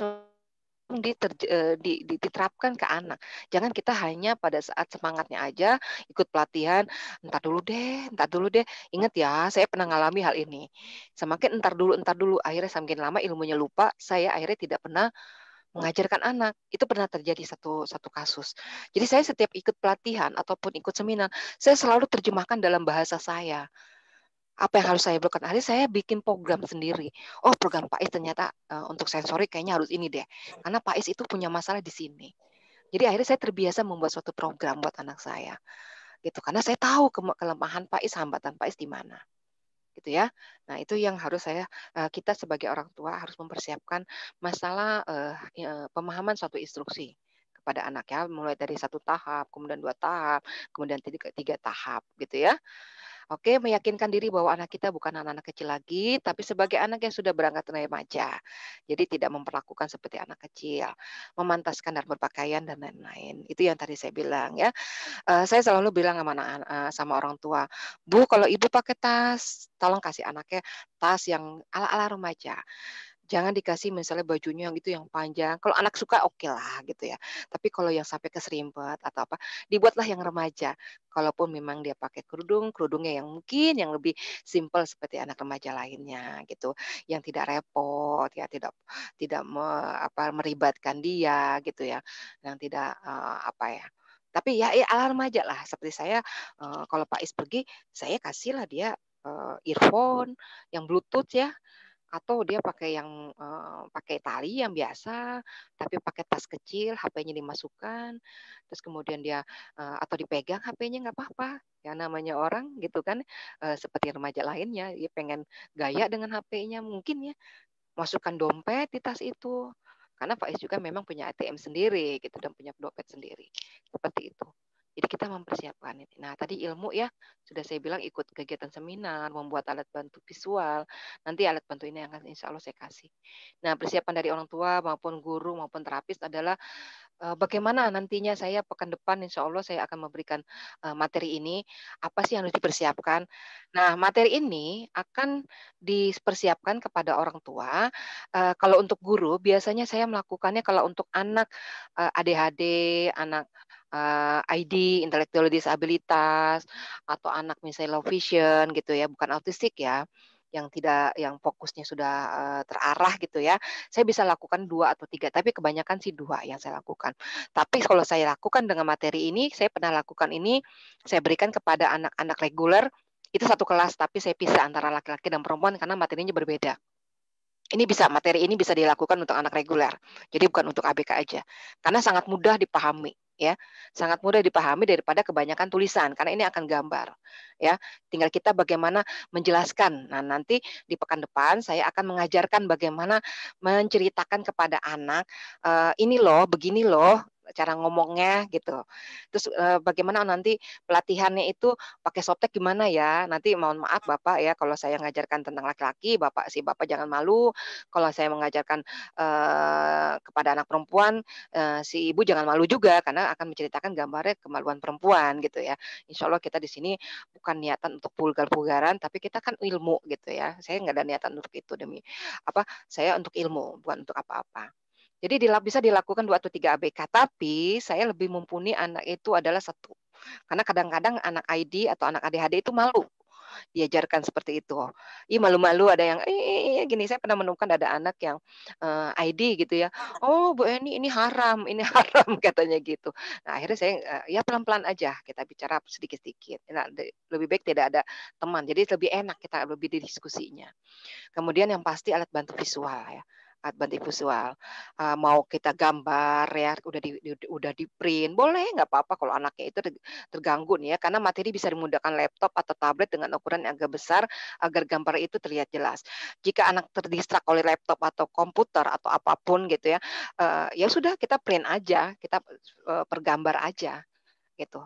Dibikin gambar jadi anak ini, sudah paham lebih bagus lagi di-laminating supaya kita nanti bisa dipakai berulang gitu ya. Jadi gambar yang sudah di-print per slide itu kita laminating, itu lebih bagus. Upayakan anak untuk tidak terdistraksi terhadap, laptop ataupun monitor komputer, karena ada kejadian yang saya lakukan, dia mencet ini, mencet itu, akhirnya yang terjadi adalah saya sibuk, tak megang tangannya, tunggu dulu," gitu ya. Nah, itu sering terjadi. Jadi saya tidak akan melanjutkan pembicaraan itu kalau anak ini belum fokus. Sama seperti kita terapi, nggak mungkin kan kita memberikan satu instruksi kalau anak itu tidak tenang, tidak akan masuk, instruksi itu, benar nggak Mbak Ruri ya? Pasti gitu kan? Kita mencari materi itu, makanya ada di mana dalam VB itu kita ada engagement atau pairing ya, supaya apa? Supaya dia bisa mengikuti kita dulu. Nanti pada saat kita mengajarkan dia sudah paham, oh maunya guru ini kalau saya diminta sama Bu Eni untuk mengikuti kata, saya harus mengikuti kata. Jadi kita kayak gitu. Nah itu pairing terbentuk di situ dulu. Jadi kita tidak bisa mengasihi anak pada saat dia terlihat tidak fokus, masih mencet-mencet, tapi kita udah ngasih gambaran, nggak akan masuk. Seperti itu. Oke, kemudian ciptakan lingkungan yang tenang agar anak bisa fokus dan tidak terganggu dengan suara yang datang. Kalau bisa guru-guru ya taruhlah misalnya kita ada yang ngantri gitu ya terapis, ya kalau di terapis kan biasanya ada waktu tertentu ya, tapi saya, pengalaman di sekolah saya ada aja gitu yang masuk di ruangan LSD gitu. Saya udah bilang, "Tolong, jaga, GP-GP anak-anak yang masuk." Karena kita nanti ada anak yang kita lagi serius-serius ngomong, dan nengok lagi, balik lagi ke fokus lagi, susah lagi anak ini, karena kita lagi ngejar fokusnya gitu loh. Nah, itu yang kadang-kadang kita nggak nyaman juga kita sebagai sebagai orang yang mau memberikan, pelatihan. Atau orang tua misalnya ada telepon, "Aduh nggak jadi deh," akhirnya anaknya ngelihat sendiri gambarnya gitu ya, atau anaknya langsung, nggak fokus. Terus kita juga kayaknya, "Aduh males banget." Udah ada telepon. Makanya hindari dulu ya telepon, di-mute dulu atau apa kalau misalnya, sama suami atau sama keluarga, "Tolong mamah lagi mau ngajarkan ini, minta tolong waktu 1 jam untuk tidak diganggu." Misalnya seperti itu ya kalau untuk dengan keluarga. Untuk anak perempuan perlu dilatih dalam penggunaan pembalut dengan memberikan contoh konkret. Nanti, di pekan depan saya akan mengajarkan, ada video juga yang saya mengajarkan di sekolah, inklusi, bagaimana mengajarkan anak ini, bagaimana cara meremas, cara membersihkan, kemudian membuang pembalut itu ya, kemudian kita mencontohkan, ini istilahnya pakai celana gitu ya. Cuman kebetulan waktu, di contoh itu, saya, bukan lupa ya, saya miskom dengan, guru pendamping, akhirnya saya menggunakan kertas, jadi nggak bagus, nanti emang nggak perlu dicontoh lah ya, seharusnya pakai celana asli ya, gitu, saya harus mengajarkan itu. Nah, kemudian menggunakan bahasa sederhana, jelas, dan tidak panjang. Jadi dengan visual itu, kita mengajarkan, "Ini gambar kamu, umur segini, kamu akan beda." Nah, lebih bagus itu nanti saya meminta orang tua untuk memakai foto, memakai alat-alat yang dipakai oleh keluarga. Misalnya contoh ya, saya bukan meng-endorse suatu produk ya. Misalnya ibu menggunakan untuk mensikat gigi pastanya itu dengan Pepsodent, gunakanlah bahan yang ada di rumah supaya anak tidak bingung. Nah, jadi pada saat ibu ngasih gambar yang saya kasih, ibu menggunakan, "Ini loh Dek, kita punya pakai ini, jadi sikat gigi pakai ini," gitu. Jadi udah persiapkan alat-alatnya itu, ya. Alat-alat, yang sudah itu kita kumpulkan. yang konkret, yang sampunya pakai merek apa, kemudian kalau pakai conditioner kita punya pakai conditioner apa, terus kalau misalnya laki-laki menggunakan busanya untuk menyikat itu dengan apa gitu, merek apa, atau silatnya juga mungkin bentuknya seperti apa. Nah, nanti kita akan belajar di pekan depan, insya Allah seperti itu. Nah, di sini akan ya, ini materi ini akan diberikan, saya akan sedikit aja gambaran ya, seperti ini, ada gambar seperti ini ya. Ini untuk laki-laki, seperti ini, tidurnya gini, seperti ini ya. Nah, ini udah mulai nih, udah mulai nanti ada gambar yang seperti ini kan alat-alatnya dari luar negeri ya, nanti saya meminta orang tua untuk, menggantikannya dengan alat-alat atau bapak-bapak menggunakannya yang pernah dipakai. Nah, ini kan kayak deodoran, kita mungkin nggak pakai Nivea, mungkin pakainya, Rexona atau apa gitu ya, seperti ini. Tapi ini adalah gambaran. Nah, kita harus memberikan yang lebih konkret, karena kita akan memakai apa yang dipakai di rumah. Nah, seperti ini, pakai pakai yang pembersih wajah, kalau anak kita memakai itu, kemudian sikat gigi, apa saja tuh, ini kan Colgate ya, kita pakainya Pepsodent, oh monggo silakan ya. Kalau pakai sisir juga, kita kasih sisir yang ada di rumah bentuknya apa, yang penting sama-sama sisir. Nah, ini kan diajarkan di dalam terapi ya. Ini ada semacam diskriminasi sisir itu kan bukan satu saja, tapi ada berbagai macam sisir gitu. Kita di terapi itu akan belajar seperti kita mengajarkan, kucing. Kucing bukan gambar kucing yang namanya kucing kampung saja yang warnanya hitam sama putih, tapi ada kucing Anggora, kucing Persia, kucing kayak seperti itu. Nah, itu kita sudah mengajarkan seperti itu di tempat terapi. Nah, anak sudah akan paham ya kalau di terapinya sudah diajarkan seperti itu. Nah, jadi itu harus bicara sama siapa aja. Ini agak lebih ini nih. Nah, ini udah kelihatan banget gambarnya, gambar yang tumbuh bulu-bulunya untuk laki-laki. Nah, ini ada pembesaran kelaminnya, penisnya, kemudian ada ereksinya. Nah, ini kenapa saya tidak boleh kasih, hati-hati nanti kalau saya kasih materi ini harus disimpan baik-baik. Kalau sudah tidak dipakai, alap dibuang aja ya, di-delete aja. Nah, ini kalau laki-lakinya, ini yang perempuan. Perempuan nggak beda jauh dengan laki-laki, akan sama. Hanya saja mungkin gambarnya lebih ke perempuan. Nah ya, alat-alatnya akan sama, apa, nah ini seperti itu, sama ya, bentuk-bentuknya seperti itu. Oke, nanti saya akan kasih, tidak sekarang Mbak Ruri ya, jangan dikasih dulu. Nanti untuk materinya, silakan bisa menghubungi saya atau Mbak Ruri untuk diberikan nantinya pada saat, selesai kita di acara, eee apa ya namanya ya, di acara, selesai acara yang kedua ya, yang mana nanti kita akan, eee, bertemu lagi, pada, pada saat di mana praktek ya Mbak Ruri ya, kita, lebih kepada nantinya saya akan mempersiapkan apa saja yang harus, Ibu lakukan supaya lebih jelas. Monggo Mbak Ruri, alhamdulillah pas 1 jam saya menjelaskan. Jadi monggo bisa ini, bisa ditanya. Ya, terima kasih banyak Bu Eni penjelasannya cukup jelas sekali ya, memberikan pengarahan gimana nih orang tua, bagaimana menyikapi anak-anak yang akan atau sudah mengalami pubertas ya. Jadi walaupun ABK autis kita ini barangkali secara apa namanya bahasa atau sosial atau pemahaman itu terlambat, tetapi sebetulnya fisik mah tetap sama gitu ya, sama teman-teman atau saudaranya yang kurang lebih saya gitu. Jadi kita juga harus memperlakukan mereka seperti apa namanya seperti teman-teman sebayanya, walaupun mungkin ada beberapa sesuatu yang harus kita pahami ya, karena bagaimana mengajarkannya berbeda dibanding misalnya kita mengajarkan mungkin dulu abangnya atau kakaknya yang seusia dia gitu. Tapi ya tetap harus diajari gitu ya. Terus kemudian yang paling penting ya harus diingat itu membantu pemahaman sejak di usia anak-anak ya, kemandirian dan juga pemahaman bahasa paling nggak reseptif. Kalau suku-suku dia bisa bicara dan sebagainya, tapi pemahaman ini PR-nya harus diselesaikan sebelum pubertas karena pubertas masalahnya tuh udah luar biasa kompleks. Kalau zaman dulu masih kecil ya bicaranya kita ibarat yang ngajarin berbicara dan sebagainya, bermain, sosialisasi, tetapi belum kita tidak ada misalnya masalah hormonal ya yang mengganggu. Nah, di remaja ini udah sangat-sangat kompleks. Oke, saya rasa tadi penjelasan Bu Eni juga sudah sangat jelas, tapi ini ada beberapa pertanyaan ya Bu ya yang akan ditanyakan ya Bu ya. Ini pertanyaan pertama dari Bu Arfiliani. Izin bertanya, anak saya ABK perempuan 3,5 tahun. Pada usia berapa sebaiknya anak diajarkan tidur terpisah dari orang tua? dan bagaimana mengajarkan tidur sendiri. Kemudian yang berikutnya, bagaimana cara mengajarkan anak bahwa itu, maaf ya, puting payudara jangan dipegang-pegang. Kebetulan 2 hari ini kok tiba-tiba suka lihat dadanya sendiri terus dipegang-pegang, diliatin. Kenapa tuh Bu ya?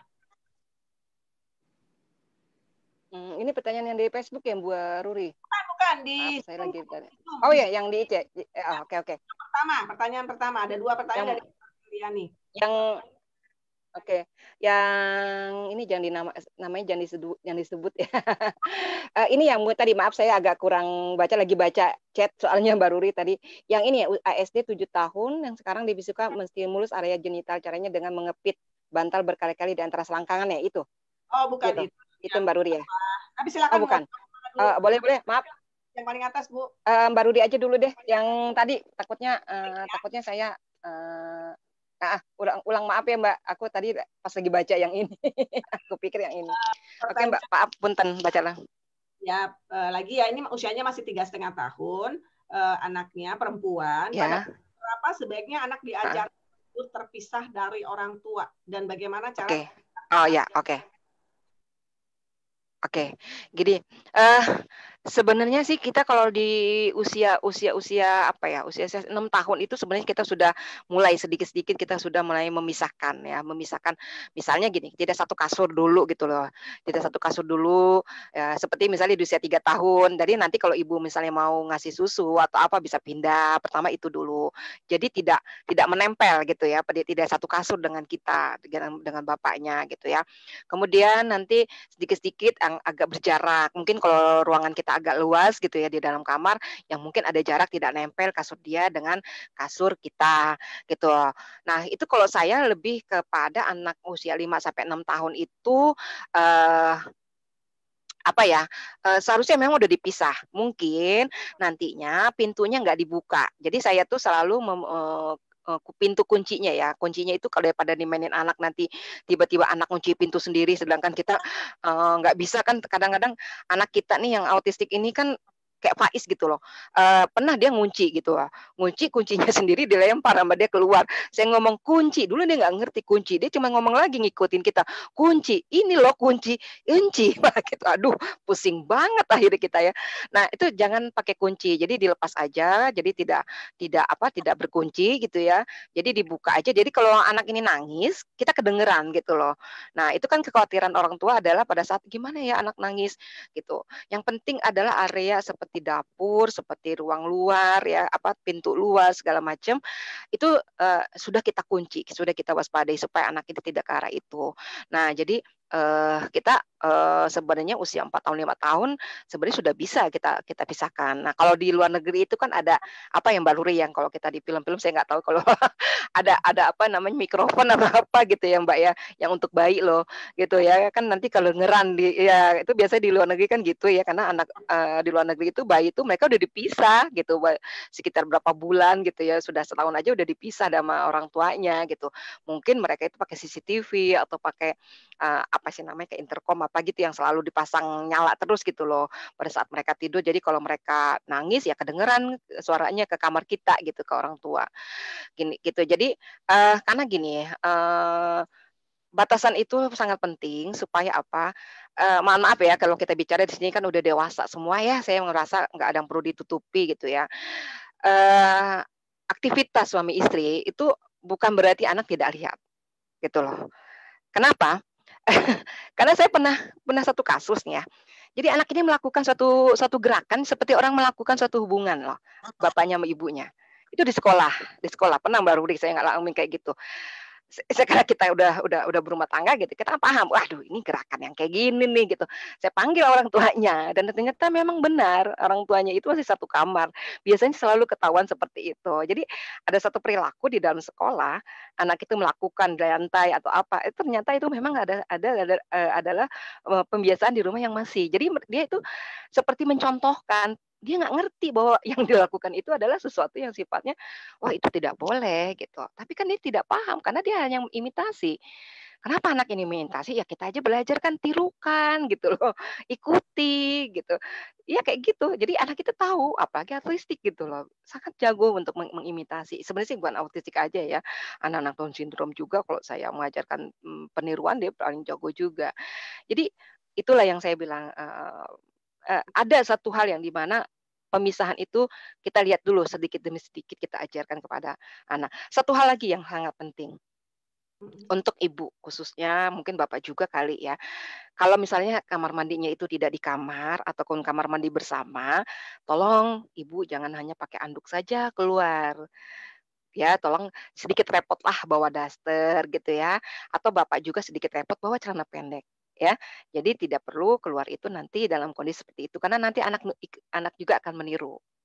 Gitu ya. Kalau bisa anak kita minimal pakai celana dalam di kamar mandi diajarkan bagaimana nah dia tuh biasanya di training itu diajarkan, buka pintu, nyalakan lampu, kemudian naruhkan celana pendek, celana dalam, anduk, kemudian tempat yang celana pendek, celana dalamnya itu yang kotor atau kalau yang kotor bisa langsung kan ada kamar mandi yang, sudah menyiapkan satu wadah apa namanya, yang kayak tempat sampah gitu loh, bukan tempat sampah, baju kotor lah ya. Nah, itu ada yang satu satu keluarga yang, menampilkan itu. Nah, itu perlu juga tuh seperti itu. Jadi kalau bisa sih, ibu atau bapak jangan keluar dengan, bebas merdeka dengan hanya anduk saja, karena sangat terbentuk sekali bentuknya ya, body kita di hadapan anak-anak gitu. Nah, itu aja kali Bu Radwi yang untuk umur 3 tahun ya. Kalau saya sih, kalau memang mau dibatasi pertama itu tadi saya bilang jaraknya masih ada tapi nempel kasurnya, tapi tidak satu kasur, kemudian berjarak dengan kasur dalam satu jadi, kasur yang orang tua di ujung, kasur anak di ujung. Nah, nanti lama-lama dipisah dengan tadi ya gambar-gambaran yang, pintunya kunci harus benar-benar ditutup, yang bahaya-bahaya seperti kompor segala macam. Terus kemudian kalau bisa kunci anak yang di kamar itu kita lepas, kita angkat, pintunya agak kita buka supaya kedengeran.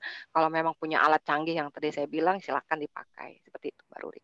Oke, makasih Bu. Bu, tolong dinyalain videonya Bu, nggak enak Bu, ada cuma tulisan ini aja. Nggak kelihatan Bu Eninya maksudnya, videonya on. Iya, Oh gitu? Oh, cuma heeh. kelihatan ininya aja. Oke, yang kedua ini pertanyaan dari yang sama, gimana mengajarkan anak bahwa itu, anak yang tadi ya Bu ya, usianya 3 tahun setengah, kok tiba-tiba 2 hari Mmm. suka pegang-pegang payudara gitu. Terus gimana cara supaya menghilangkan kebiasaan ini? Baru sih, baru dilakukan. Gimana kira-kira itu Bu? tiga Payu setengah tahun, ya, 3,5 baru oke oke oke, 3,5 ya, satu, kita tuh melihatnya, ini pertanyaan ada beberapa juga, kita kalau misalnya ada anak yang megang kemaluan, kita lihat dulu, apakah memang itu karena sensasi, apakah karena memang gatel gitu loh. Gitu ya, misalnya ada, "Bu, saya ada pertanyaan, Bu, ini, anak saya, suka megang-megang kayak." Nah, kita lihat nih megang-megangnya apa memegang seperti begini-ginikan, atau seperti yang dielus-elus, atau digaruk gitu. Nah, kalau digaruk kan ketahuan banget tuh, mulai dari tenaganya, bentuk cara ngegaruknya juga beda dengan mengelus-elus.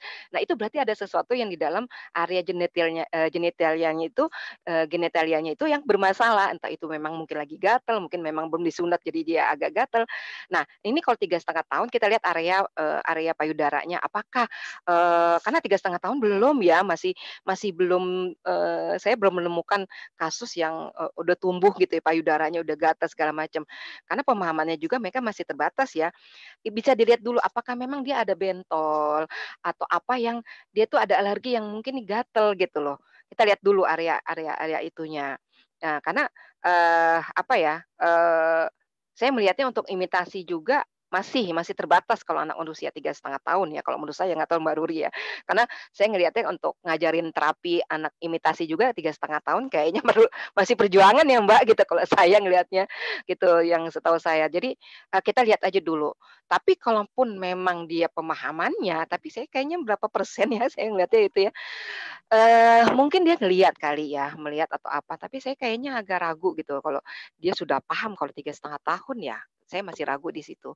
Karena, ya tadi saya lihat lagi, ada apa ya di badannya, mungkin dia merasakan sesuatu gatal yang kita tidak pahami gitu. Nah, kita nyangkanya dia megang-megang payudara. Reaksinya beda Bu, kalau antara gatal dengan nyaman. Kayak kita misalnya lagi ini matanya tuh gini, matanya itu seperti dia meremlek ke atas gitu. Jadi kayak ke atas gini nih, maaf ya kalau saya buka, maaf ya mukanya agak-agak aneh lah. Jadi kayak gini, kayak gitu dan itu kelihatan fokus banget sampai dia berkeringat. Nah, itu bedanya kalau dia melakukan masturbasi.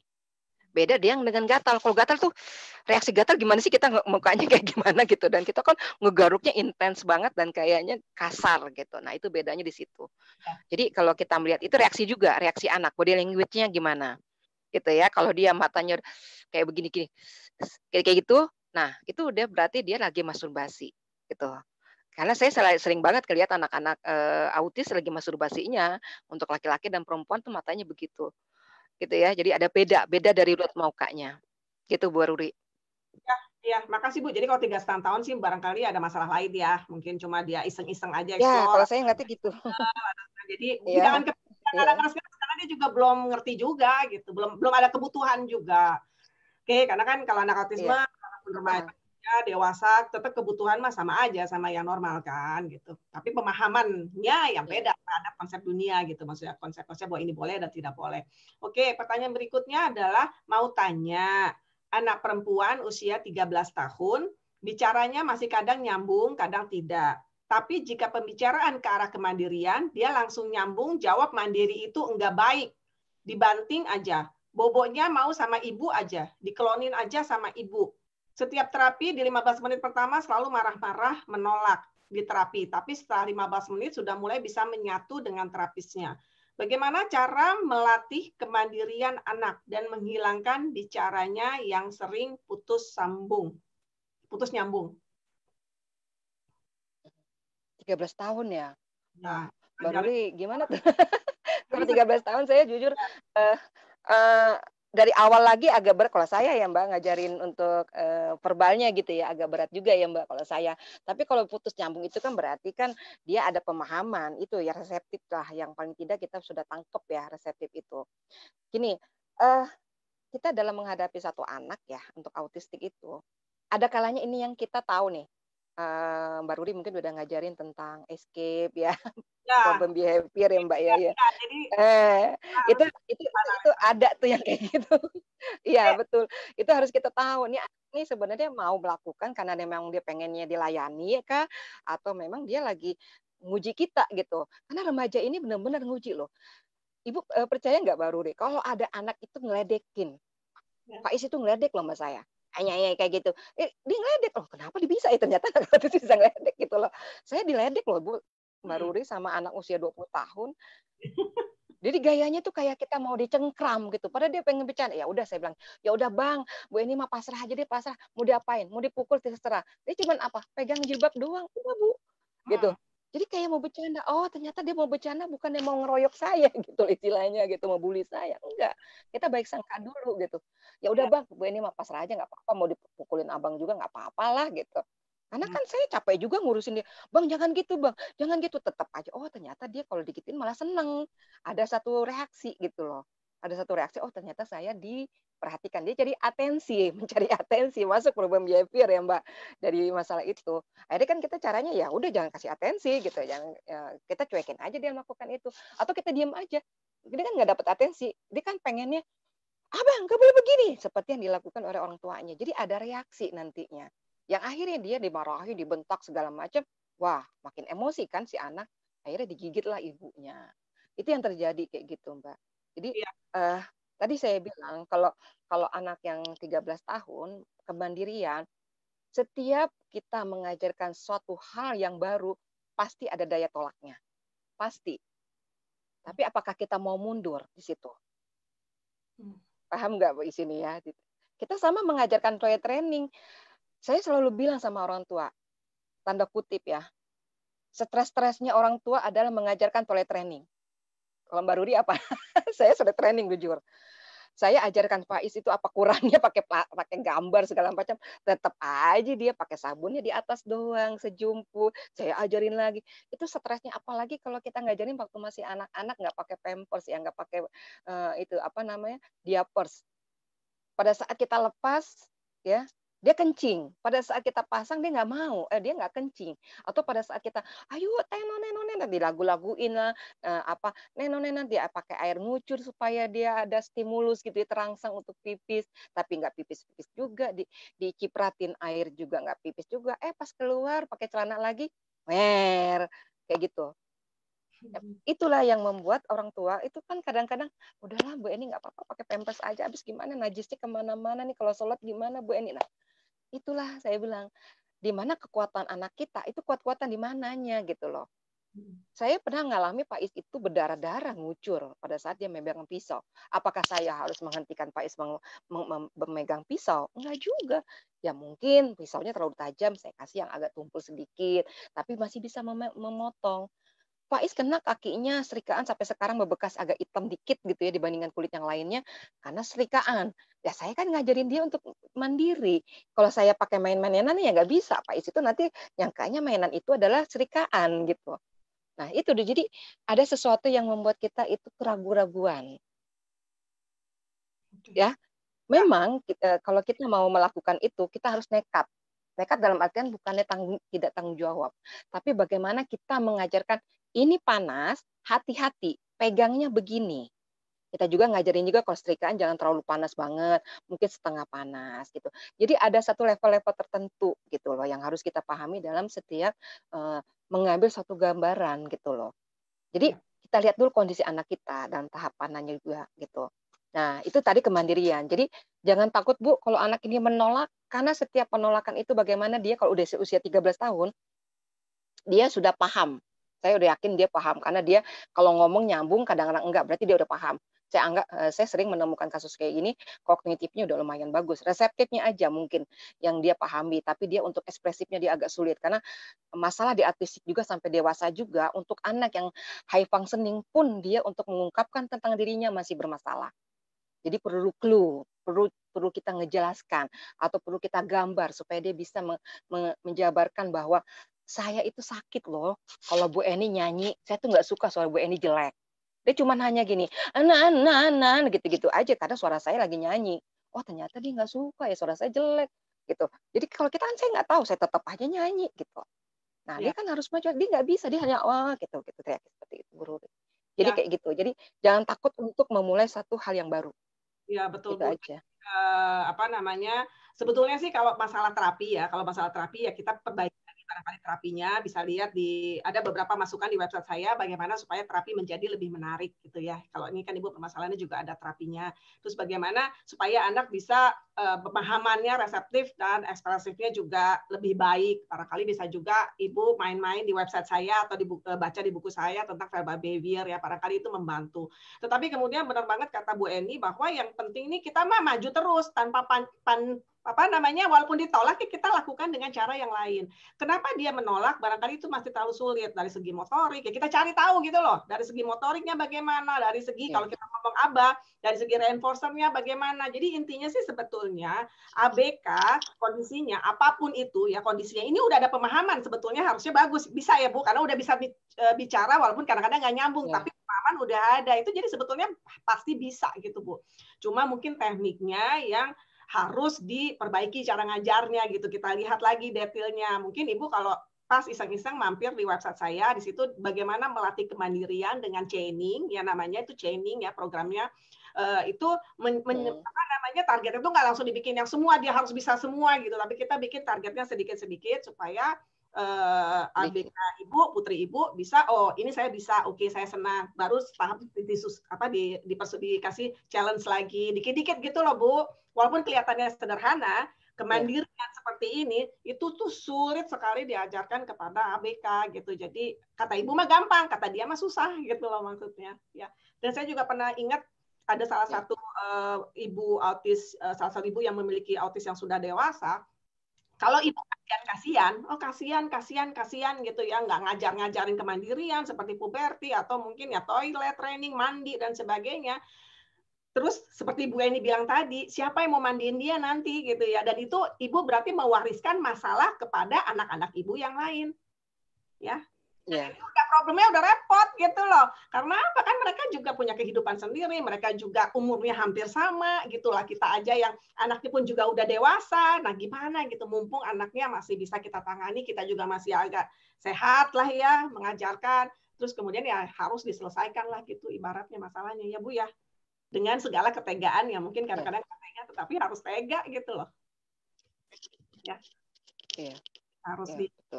Karena jalannya jalannya mah ada, caranya kenapa? maksudnya jalannya ada, Iya. caranya ada. Jadi walaupun apapun kondisinya ABK itu sebetulnya bisa dilatih, tetapi memang tekniknya mungkin Iya.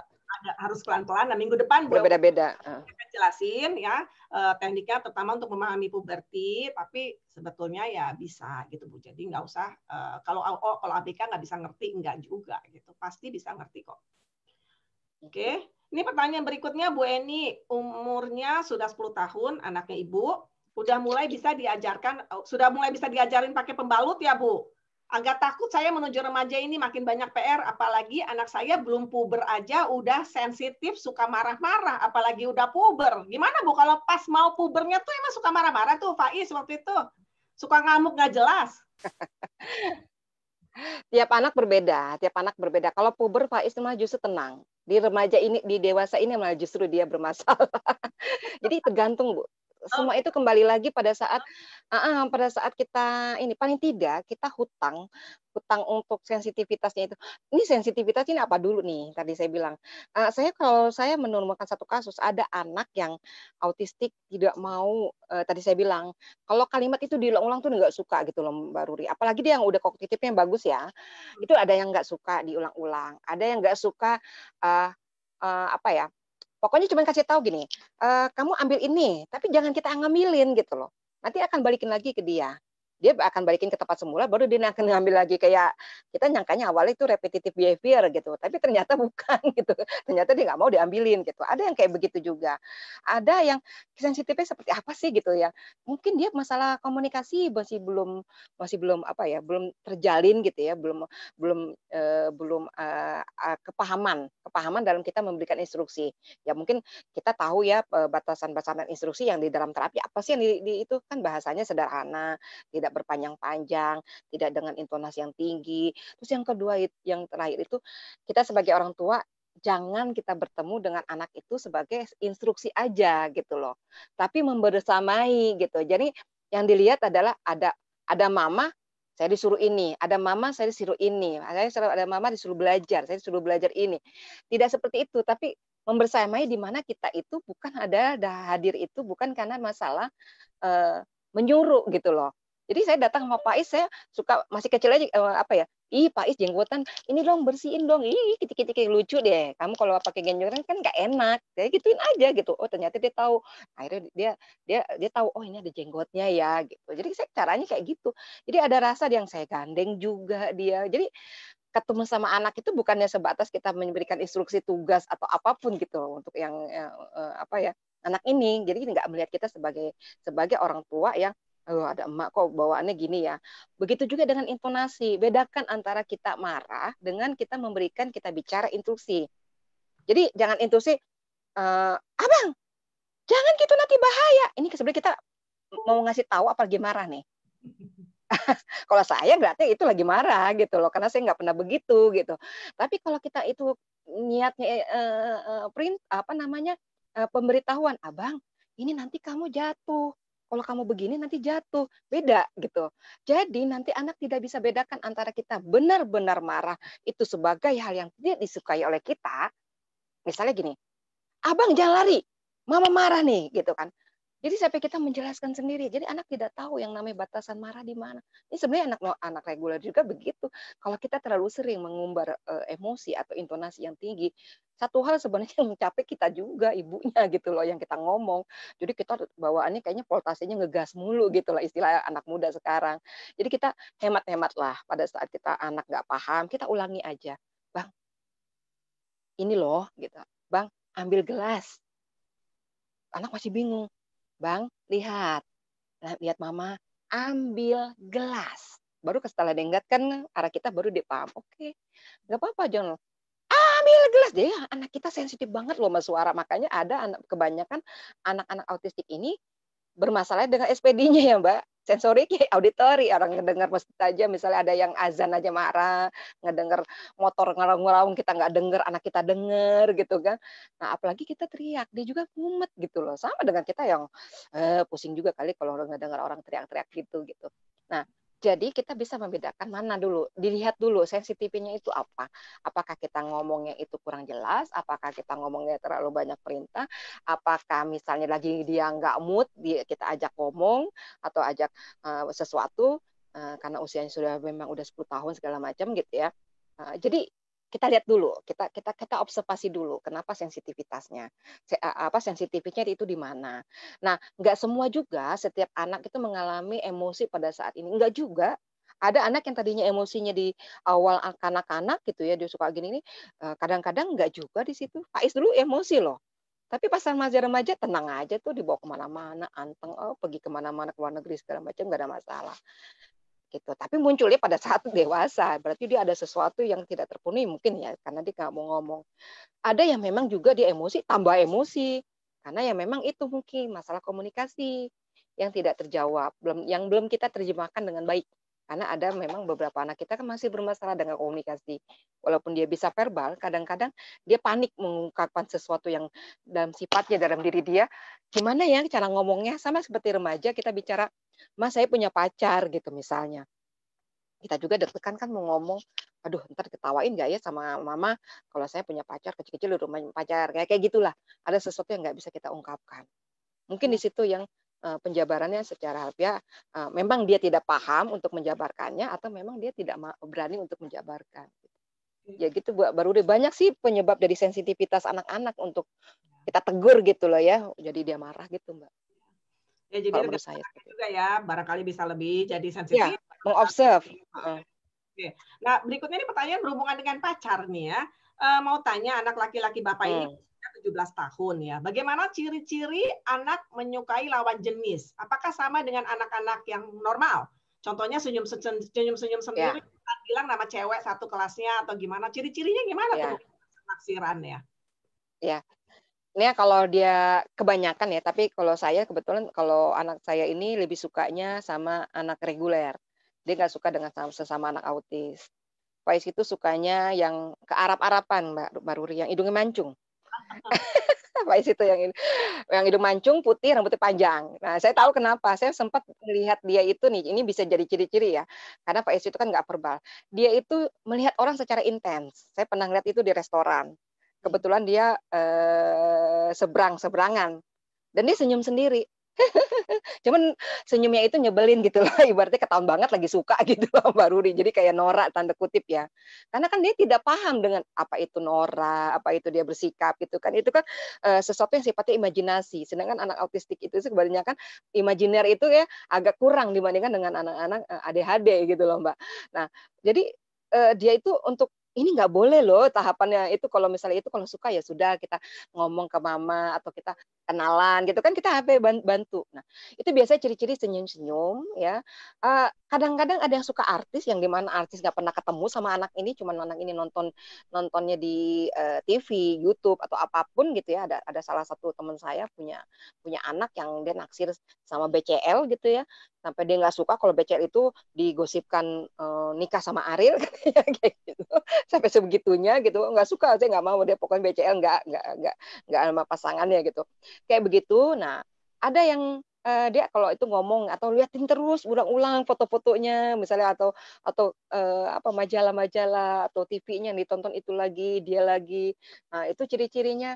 Ada yang di mana dia nyolek gitu ya, nyolek gitu. Terus ada di sekolah saya, murid suka sama guru, itu lebih sering banyak, yang murid cowok suka sama guru, apa, ibu gurunya yang usianya jauh lebih tua, yang udah menikah, dia nggak peduli gitu, udah menikah apa belum, karena dia suka, dia lompat-lompat, suka ngasih kue gitu kan, ke guru cowok juga dan ada murid cewek yang sama guru cowok ngasih ngasih makanan, snack-nya, kemudian dia nanti, kalau dinasihatin lebih lebih patuh dengan guru cowok dibandingkan dengan guru cewek gitu, ada macam-macam. Sama seperti anak normal kalau kita kita mungkin ada yang perempuan pemalu, kita naksir dari jauh cuman senyum-senyum aja, ngelihat dari jauh, ada yang seperti itu. Ada yang terus terang gitu loh, seperti yang di sekolah saya sesama autis, dia manggil manggil namanya, tapi kalimatnya gini, mmm, "Syifa, Makada." Nanti jawabannya, "Makada." "Makada apa?" "Makanya." Itu maksudnya bahasa apa tuh makanya? Nggak tahu, Bu. Hanya Allah dan mereka yang tahu bahasa itu, gitu.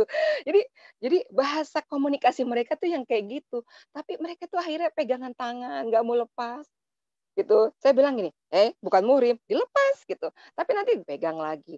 Nah, nanti kalau udah jam-jam 12 yang perempuannya udah bosen nih sama yang laki-laki.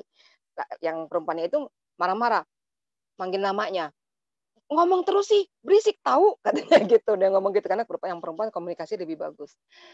Ya akhirnya yang laki-laki ngambek, masuklah ke kelas kosong, duduk aja lampu dimatiin, dia diem.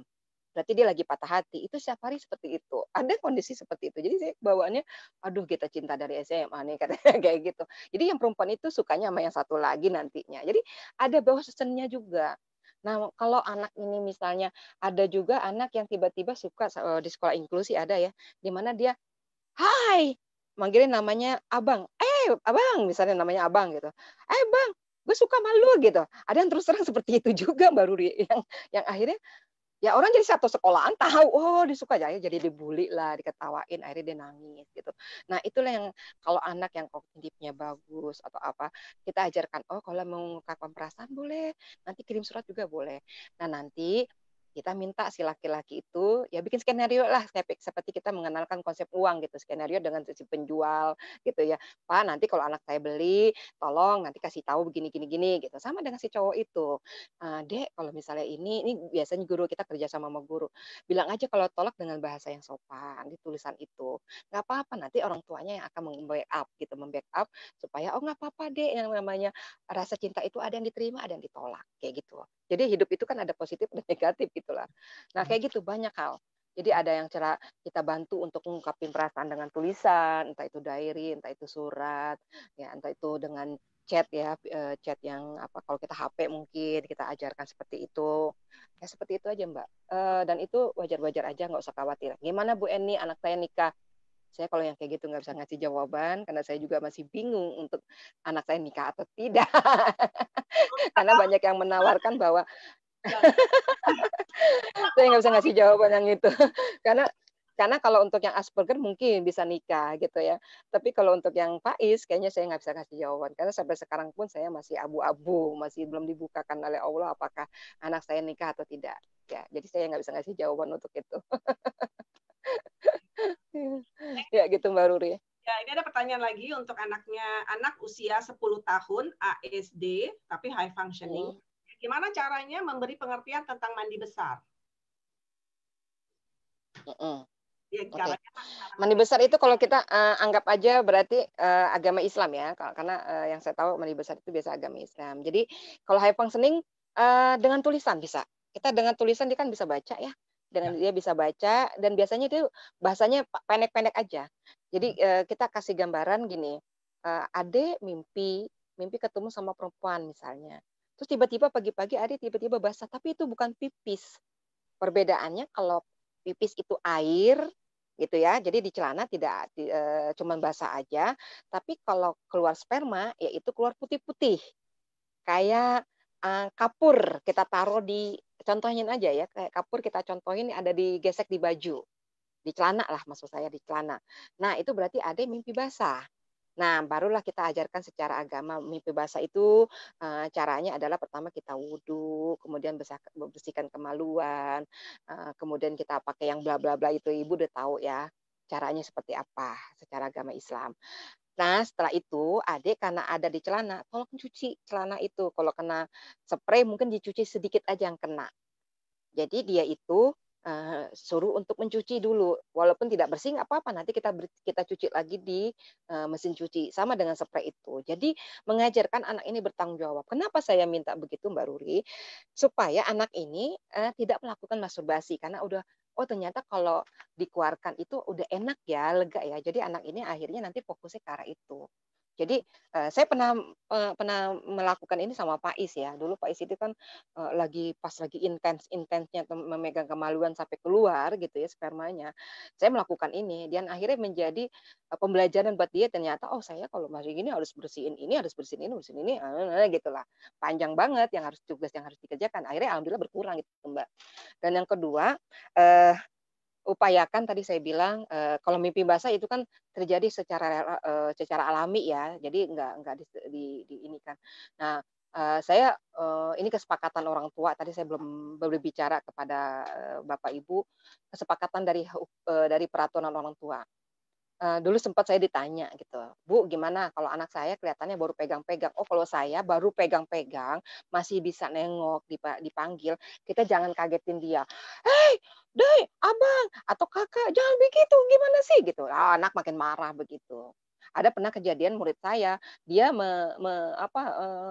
mengempit kemaluannya gitu ya, kebetulan dia perempuan dengan menggunakan bantal atau guling. Nah, dia sudah dalam posisi 70% lah, dia itu sudah dalam tahap pencapaian ejakulasi, ya gitu ya. Tapi ternyata bapaknya kaget, langsung ditariklah itu, akhirnya ngamuk kan yang ini. Semua kamar itu dirusak oleh anak itu. Itu terjadi oleh bapaknya. Akhirnya bapaknya main kasar, main fisik, dipukullah anak itu, gitu. Nah, sebenarnya saya punya peraturan aja. Saya pernah nanya sama satu ustadz, ustadz itu juga bingung ya, karena ya pokoknya anak ibu adalah mumayit, yang tidak mumayit, yang maksudnya sudah bersih gitu dalam dalam dosa itu, tapi tetap diajarkan secara hukum agama, kalau secara Islam bagi saya. Kalau saya akhirnya punya satu pendapat, ini jangan diambil ya Mbak Ruri ya, kalau memang nggak setuju jangan merasa bahwa pendapat saya ini benar. Silakan memilah sendiri untuk keagamaan masing-masing, tuntutan, keagamaan masing-masing, ya peraturan dari keluarga. Kalau saya pada saat Faiz di mana masih dipanggil, menengok saat dia megang atau mau rencana masturbasi, saat itulah saya mengalihkan baik-baik dia, "Faiz, masak yuk, Umi pengen bikin ini, padahal tadi nggak ada niatan kayak gitu. Tapi untuk mengalihkan dengan baik, tidak dengan teriakan, tidak dengan memarahi, apalagi merampas apa yang menjadi pegangan untuk sebagai tempat, melampiaskan libidonya itu. Tidak seperti itu, tapi dengan mendistraknya atau mengalihkan dengan baik. Tapi pada saat lihat dia sudah kita panggil, "Faiz, Faiz, Faiz," misalnya, dia sudah matanya udah kelap-kelip gitu ya istilahnya, ya sudah kita tutup aja.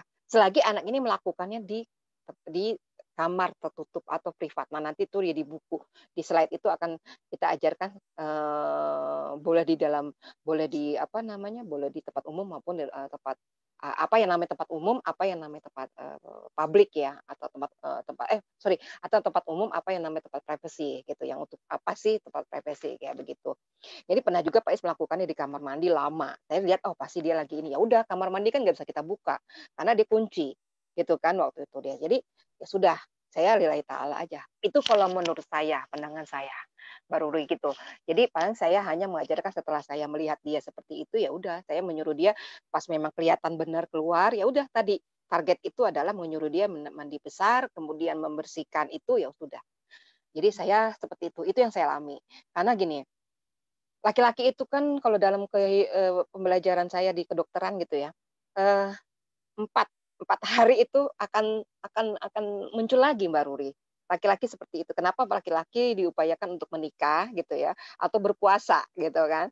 Nah, itu 4 hari itu udah muncul lagi gitu. Makanya kenapa Allah menjalankan, mimpi basah itu supaya jalan keluarnya tanpa harus melakukan hubungan seks di luar nikah gitu loh. Kayak gitu. Jadi saya melihatnya adalah, dengan mimpi basah itulah dia akan, ada satu jalan, gitu. Nah, makanya saya memberikan, ya sudahlah yang penting dia melakukannya sendiri di tempat tertutup, dia, tahu konsekuensi itu. Jangan sampai ada satu kejadian, ini cerita sih ya, saya nggak mengalami atau tidak mendapat curhatan gitu. Ada sampai masa di mana anak ini kalau libidonya lagi tinggi, dia akan marah-marah, dia ngelempar semuanya tanpa tujuan, terus tapi akhirnya si ibu itu memasangkan punggungnya untuk supaya anak ini menggesek-gesekkan sampai keluar spermanya. Kalau saya itu tidak setuju. Kenapa? Jadi akhirnya nanti dia akan mencari pelampiasan. Kalau anak yang sudah dibiasakan dengan itu, dia akan terus mencari, mencari. Karena kalau orang sudah melakukan suatu hubungan yang pencapaian itu, dia akan terus mencari. Kita kan nggak mungkin seperti itu. apalagi dia memakai badan kita gitu loh Mbak Ruri, seperti itu. Nah, itu kok saya benar-benar nggak setuju dengan bentuk apa, karena apa, kita memberikan suatu jalan dengan alasan dia supaya tidak marah-marah, itu kalau menurut saya, apa ya, anak ini akan nanti polanya sendiri kok gitu, nggak usah khawatir lah gitu, nggak Malah usah bahaya khawatir itu aja sih. karena anak-anak ini kan punya Iya, konsep yang abu-abu gitu, taunya hitam putih ya kalau biasa dibiasakan seperti itu ya jadinya begitu dan itu sangat ya betul. berbahaya malahan jatuhnya. Oke Bu, ini agak-agak Iya, karena suasana bikin deg-degan ya. Sekarang kita yang gampang-gampang aja dulu ya Bu ya. Ini sama sama pertanyaan pegang-pegang ya, tetapi ini karena anak kecil, jadi mungkin nggak terlalu suasana agak cooling down dikit.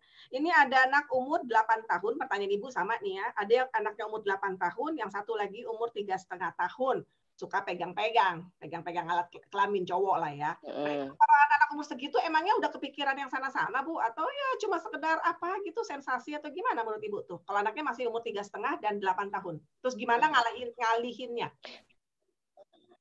Iya, kalau yang 3,5 tahun kemungkinan tadi saya bilang, kemungkinan ada masalah, kita lihat dulu, observasi dulu, sama dengan 8 tahun. Jadi kita sebelum memandang anak ini dalam bentuk pubertas atau apa, ada keinginan libido seperti apa atau apa, kita lihat dulu, ini anak nih kalau karena kalau laki-laki itu kan kalau belum disunat itu ada kuluf ya, ada kuluf yang memang, kalau saya di waktu bayi itu setiap anak mandi gitu, bayinya ya, bayinya, saya selalu kulufnya itu saya tarik ke bawah gitu, saya bersihkan, karena ternyata di situ suka ada keringat atau daki ya istilahnya gitu, atau bekas bekas bedak kan kita kan dulu kalau bayi anak kita dibedakin gitu loh, udah kayak apa, kesemek gitu ya, dibedakin semuanya. Nah, percikan percikan apa, bedak itu suka ketangkep sama kulufnya gitu loh, yang belum makanya kenapa disunat itu supaya bersih gitu loh Mbak Ruri. Nah, kita lihat dulu apakah anak ini belum disunat dia gatel, ataukah memang lagi ada alergi atau apa. Nah, kita lihat kalau memang tidak ada, kemungkinan yang untuk 8 tahun biasanya mungkin sudah mulai. Karena kenapa? Anak-anak kita itu, saya kasih kalau untuk anak laki-laki ABK itu 8 tahun laki-laki, kalau perempuan sorry, ABK itu 10 tahun, kalau, perempuan itu 8 tahun. Karena apa? Karena anak-anak kita itu kan lebih banyak kalau nggak belajar ngapain di rumah gitu, beda dengan anak seumuran 10 tahun kalau yang reguler mungkin diajak sama temennya main bola, diajak temennya, belajar bareng-bareng, nonton bareng atau apa, jadi ada sosialisasinya gitu loh. Anak kita kan kadang-kadang bengong, diem, kalau nggak ada apa yang dikasih gadget lagi mungkin, ya kan. Apakah benar orang tua 100% mendampingi anak ini kan nggak juga gitu loh. Jadi saya ngelihatnya itu yang harus kita pilah-pilah dulu, di mana nih permasalahannya. Jadi makanya kita kalau setiap satu kasus kita harus lebih sering, atau lebih banyak untuk mengobservasi. Jadi tugas orang tua adalah, "Ini ngapain ya? Ada apa ya?" Apakah kemarin dia nonton kakaknya misalnya di laptop atau gimana, kita nggak tahu kelolosan kah, apa karena kemarin saya ngasih HP dia pantesan aja anteng dia jadi gini lah, atau apa, kita kan nggak tahu juga di situ. Nah, kalau itu waspadai, boleh, tapi kita lihat dulu, area area apa namanya, area genitalnya anak kita. Khawatir nanti ya, pada saat emang benar itu dia gatel, lagi ada kena penyakit atau apa gitu ya, ada ruam-ruam misalnya kita pakai anak kita pakainya ternyata keringetan, terus celananya kita gantinya itu nggak secepatnya, itu bisa jadi gitu loh. Ada nanti bintik-bintik ya kayak biang keringat. Nah, itu kita lihat itu apakah memang ada seperti itu. Kalau tadi saya balik lagi yang 3,5 tahun, saya lebih cenderung kepada mungkin fisiknya ada masalah gitu. Saya lebih ke arah itu sih, karena setahu saya 3,5 tahun kayaknya belum paham ya Mbak Ruri ke arah itu, karena dia juga masa masa fase oralnya itu masih ada ya kadang-kadang gitu ya, masalah usia 3,5 tahun. Tadi kognitif untuk sampai di mana dia ada rangsangan tuh belum, saya Oke. belum lihat ke situ. Ya. Heeh, Oke Bu, makasih Bu. mungkin seperti Terus itu. kemudian ini ada pertanyaan lagi. Oh ya, saya juga pernah membaca satu studi ya. Memang ABK itu justru memang secara rata-rata pubertinya lebih cepat dibanding anak-anak seusianya. Kalau nggak Mhm, salah sekitar setahunan lebih cepat gitu. Jadi kalau orang anak umum, kalau perempuan tuh berapa sih rata-rata 10 sekarang ya, 11 ya. Barangkali ABK bisa lebih cepat gitu. mhm, mhm, Ya. Oke, yang berikutnya nih Bu, ada pertanyaan lagi. Anak Ibu ini ASD, nonverbal, tapi ada CP juga ya. Bagaimana step by step mhm, mengajarkan mandi sendiri karena keterbatasannya. Selama ini diajarkan mandi, dia bisa tapi belum bersih, belum bisa gosok punggung. Jadi saya bantu gosok seluruh badannya lagi, membersihkan diri, setelah pup juga saya bantu siram, dia yang membersihkan sendiri dengan sabun. Kira-kira gimana tuh, Bu? Hmm. Ya, CP itu kan saya harus ngelihat masalah itunya ya, kekakuannya yang di mana. Karena kan saya juga pernah bertemu ada yang masalahnya CP yang waktu di sekolah reguler ya, karena kan saya ketemu di sekolah reguler. Dia hanya permasalahan lemahnya di kaki kayak diseret gitu ya. Ada yang memang separuh gitu ya, kayak hemiplegi gitu ya. Eh, saya kan harus tahu juga nih permasalahannya di mana. Kalau misalnya gini, kalau punggung ya anak kita memang apa ya? Kita aja susah ya ngegosok punggung, makanya kita ada alat tuh kayak entah itu sikat yang besar yang halus bukan sikat WC ya yang panjang itu. Jadi ada yang ini, ada yang bentuk kayak anduk yang bisa kita ke belakang gitu ya, yang kita ke sini tuh yang ada talinya, bisa seperti itu. Kalau memang dia ada masalah kekakuan ototnya itu kita lihat dulu di mana gitu. Misalnya pakailah alat-alat yang memudahkan. Misalnya kayak tadi ya ada sikat yang dia tinggal begini aja, tapi dia sudah bersih punggungnya. Ya sudah kita ajarkan itu kalau itu memang bisa. Kalau memang dia tidak bisa, pakai aja shower. Shower itu kan kita tinggal buka, dia akan ngucur tanpa kita harus pakai gayung. Karena kemungkinan besar CP itu mungkin untuk angkat gayung aja sulit gitu ya. Jadi yang terkena bukannya kepalanya, malah tembok gitu loh. Jadi yang disiram itu bukan badan gitu ya. Nah itu bisa dengan bantuan shower. Nah begitu juga dengan bantuan splash gitu ya. Kalau misalnya untuk di WC itu memudahkan anak. Jadi kita nggak usah pakai gayung juga ngangkatnya berat gitu. Tuh untuk cebok saya menganjurkan memang arahnya itu untuk air itu ke depan, di depan. Jadi kenapa?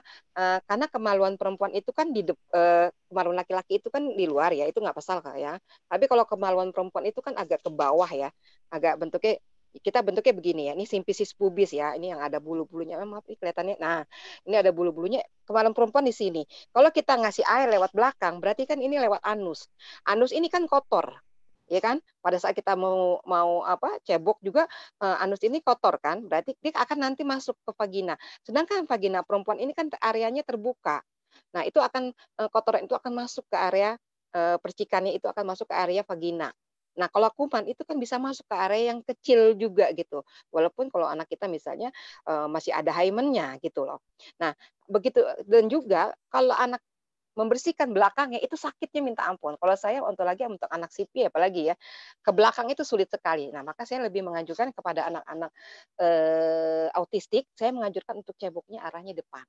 Jadi siram airnya di depan, tangannya juga ke depan, walaupun dia harus agak sedikit menunduk gitu supaya dia ceboknya itu arahnya jadi airnya itu disemprot ke perempuan ya, airnya semprot jadi perempuan itu tidak terkena percikan air yang dari anus gitu. Karena bahaya banget gitu Mbak Ruri, karena kan ya sudah pasti feses itu kan kotor ya, area kotor. Kalau kita kena air dari semprotan belakang berarti dia kena vaginanya gitu. Tapi kalau dari depan vagina dulu yang kena, baru anusnya. Itu yang saya ajarkan kepada anak-anak. Pengajaran anak-anak itu saya mengajarkan tangan kita di atas, tangan dia di sini, biarkan dia menyentuh kemaluannya. Jadi kita mengajarkan seperti itu. Pelan-pelan aja.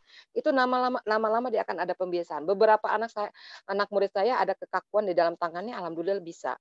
Gitu. Jadi anak ini kalau dia sudah dibiasakan dia akan bisa. Kita bantu sampai sebatas mana dia maksimal tidak bisa ya. Berarti dia paling tidak dia membersihkannya gitu.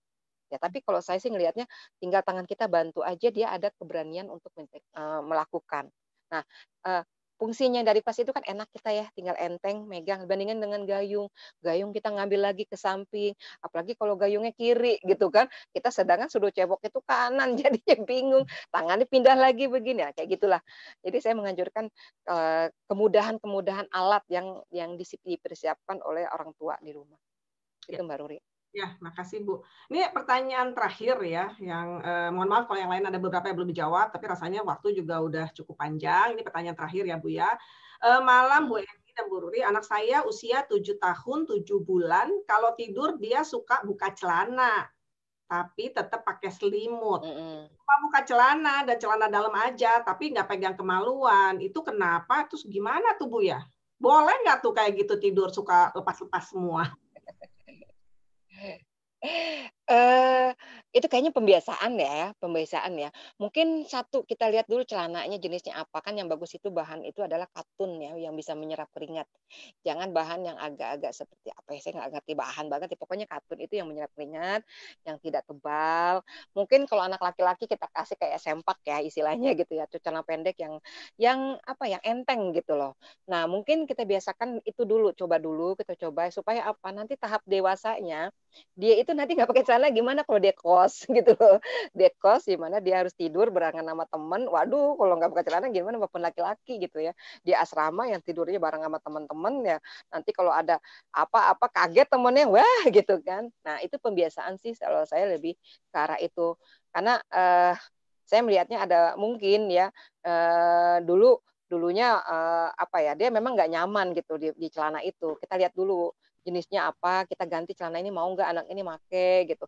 Saya aja untuk pakai celana buat Faiz ya, Faiz itu ada satu merek yang dia suka gitu. Mungkin saya ngelihatnya bukannya karena autistik ya, mungkin karena dengan merek itu dia nyaman karena bahan gitu. Jadi setiap saya beli, tapi kok kenapa dia sukanya yang warna yang bentuknya kayak gini? Oh ternyata yang suka kayak gini kayaknya dia nggak apa ya, karena memang itu ya dia apa sih namanya ya autistik yang rutinitas itulah ada itunya sedikit gitu. Tapi saya kasih dengan merek ini, yang gantinya itu ternyata dia nggak suka, akhirnya saya kenalkan dengan satu merek, karena yang merek lama itu udah nggak ada lagi gitu. Faiz itu kan udah usia 25 tahun, dia maunya merek zaman baheula gitu. Nah, akhirnya saya kasih, ya alhamdulillah gitu, bisa kok. Jadi pembiasaan-pembiasaan anak kita jangan sampai kita ikuti karena nanti akan sampai besar. Tapi kalau kita membantu dengan sedikit demi sedikit, misalnya pada saat dia lagi belum tidur, dia nggak mau pakai celana, ya udah pada saat dia lelap coba aja sedikit-sedikit pakai celana. Biar nanti dia terbiasa dengan penggunaan. Atau mungkin dia masalah sensoriknya bermasalah, masalah taktilnya mungkin di situ yang akhirnya kita harus lihat ke arah itu dulu nih. Apakah memang itu dia bermasalah di situ? Karena ada anak kan yang nggak suka pakai kerah, nggak suka pakai kemeja, dia hanya maunya pakai kaos aja. Nah itu kita lihat apakah ada masalah di situ. Kita perbaiki di situ. Iya, iya. Terima kasih Bu ya jawabannya. Iya, jadi dilihat dulu lah masalahnya apa ya. Barangkali ada masalah sensori atau dia ada kecocokan dengan bahan-bahan tertentu. Jadi silakan dianalisa oleh ibu observasi di rumah. Terus kemudian saya rasa cukup sekian ya Bu Eni. Terima kasih banyak atas penjelasannya hari ini.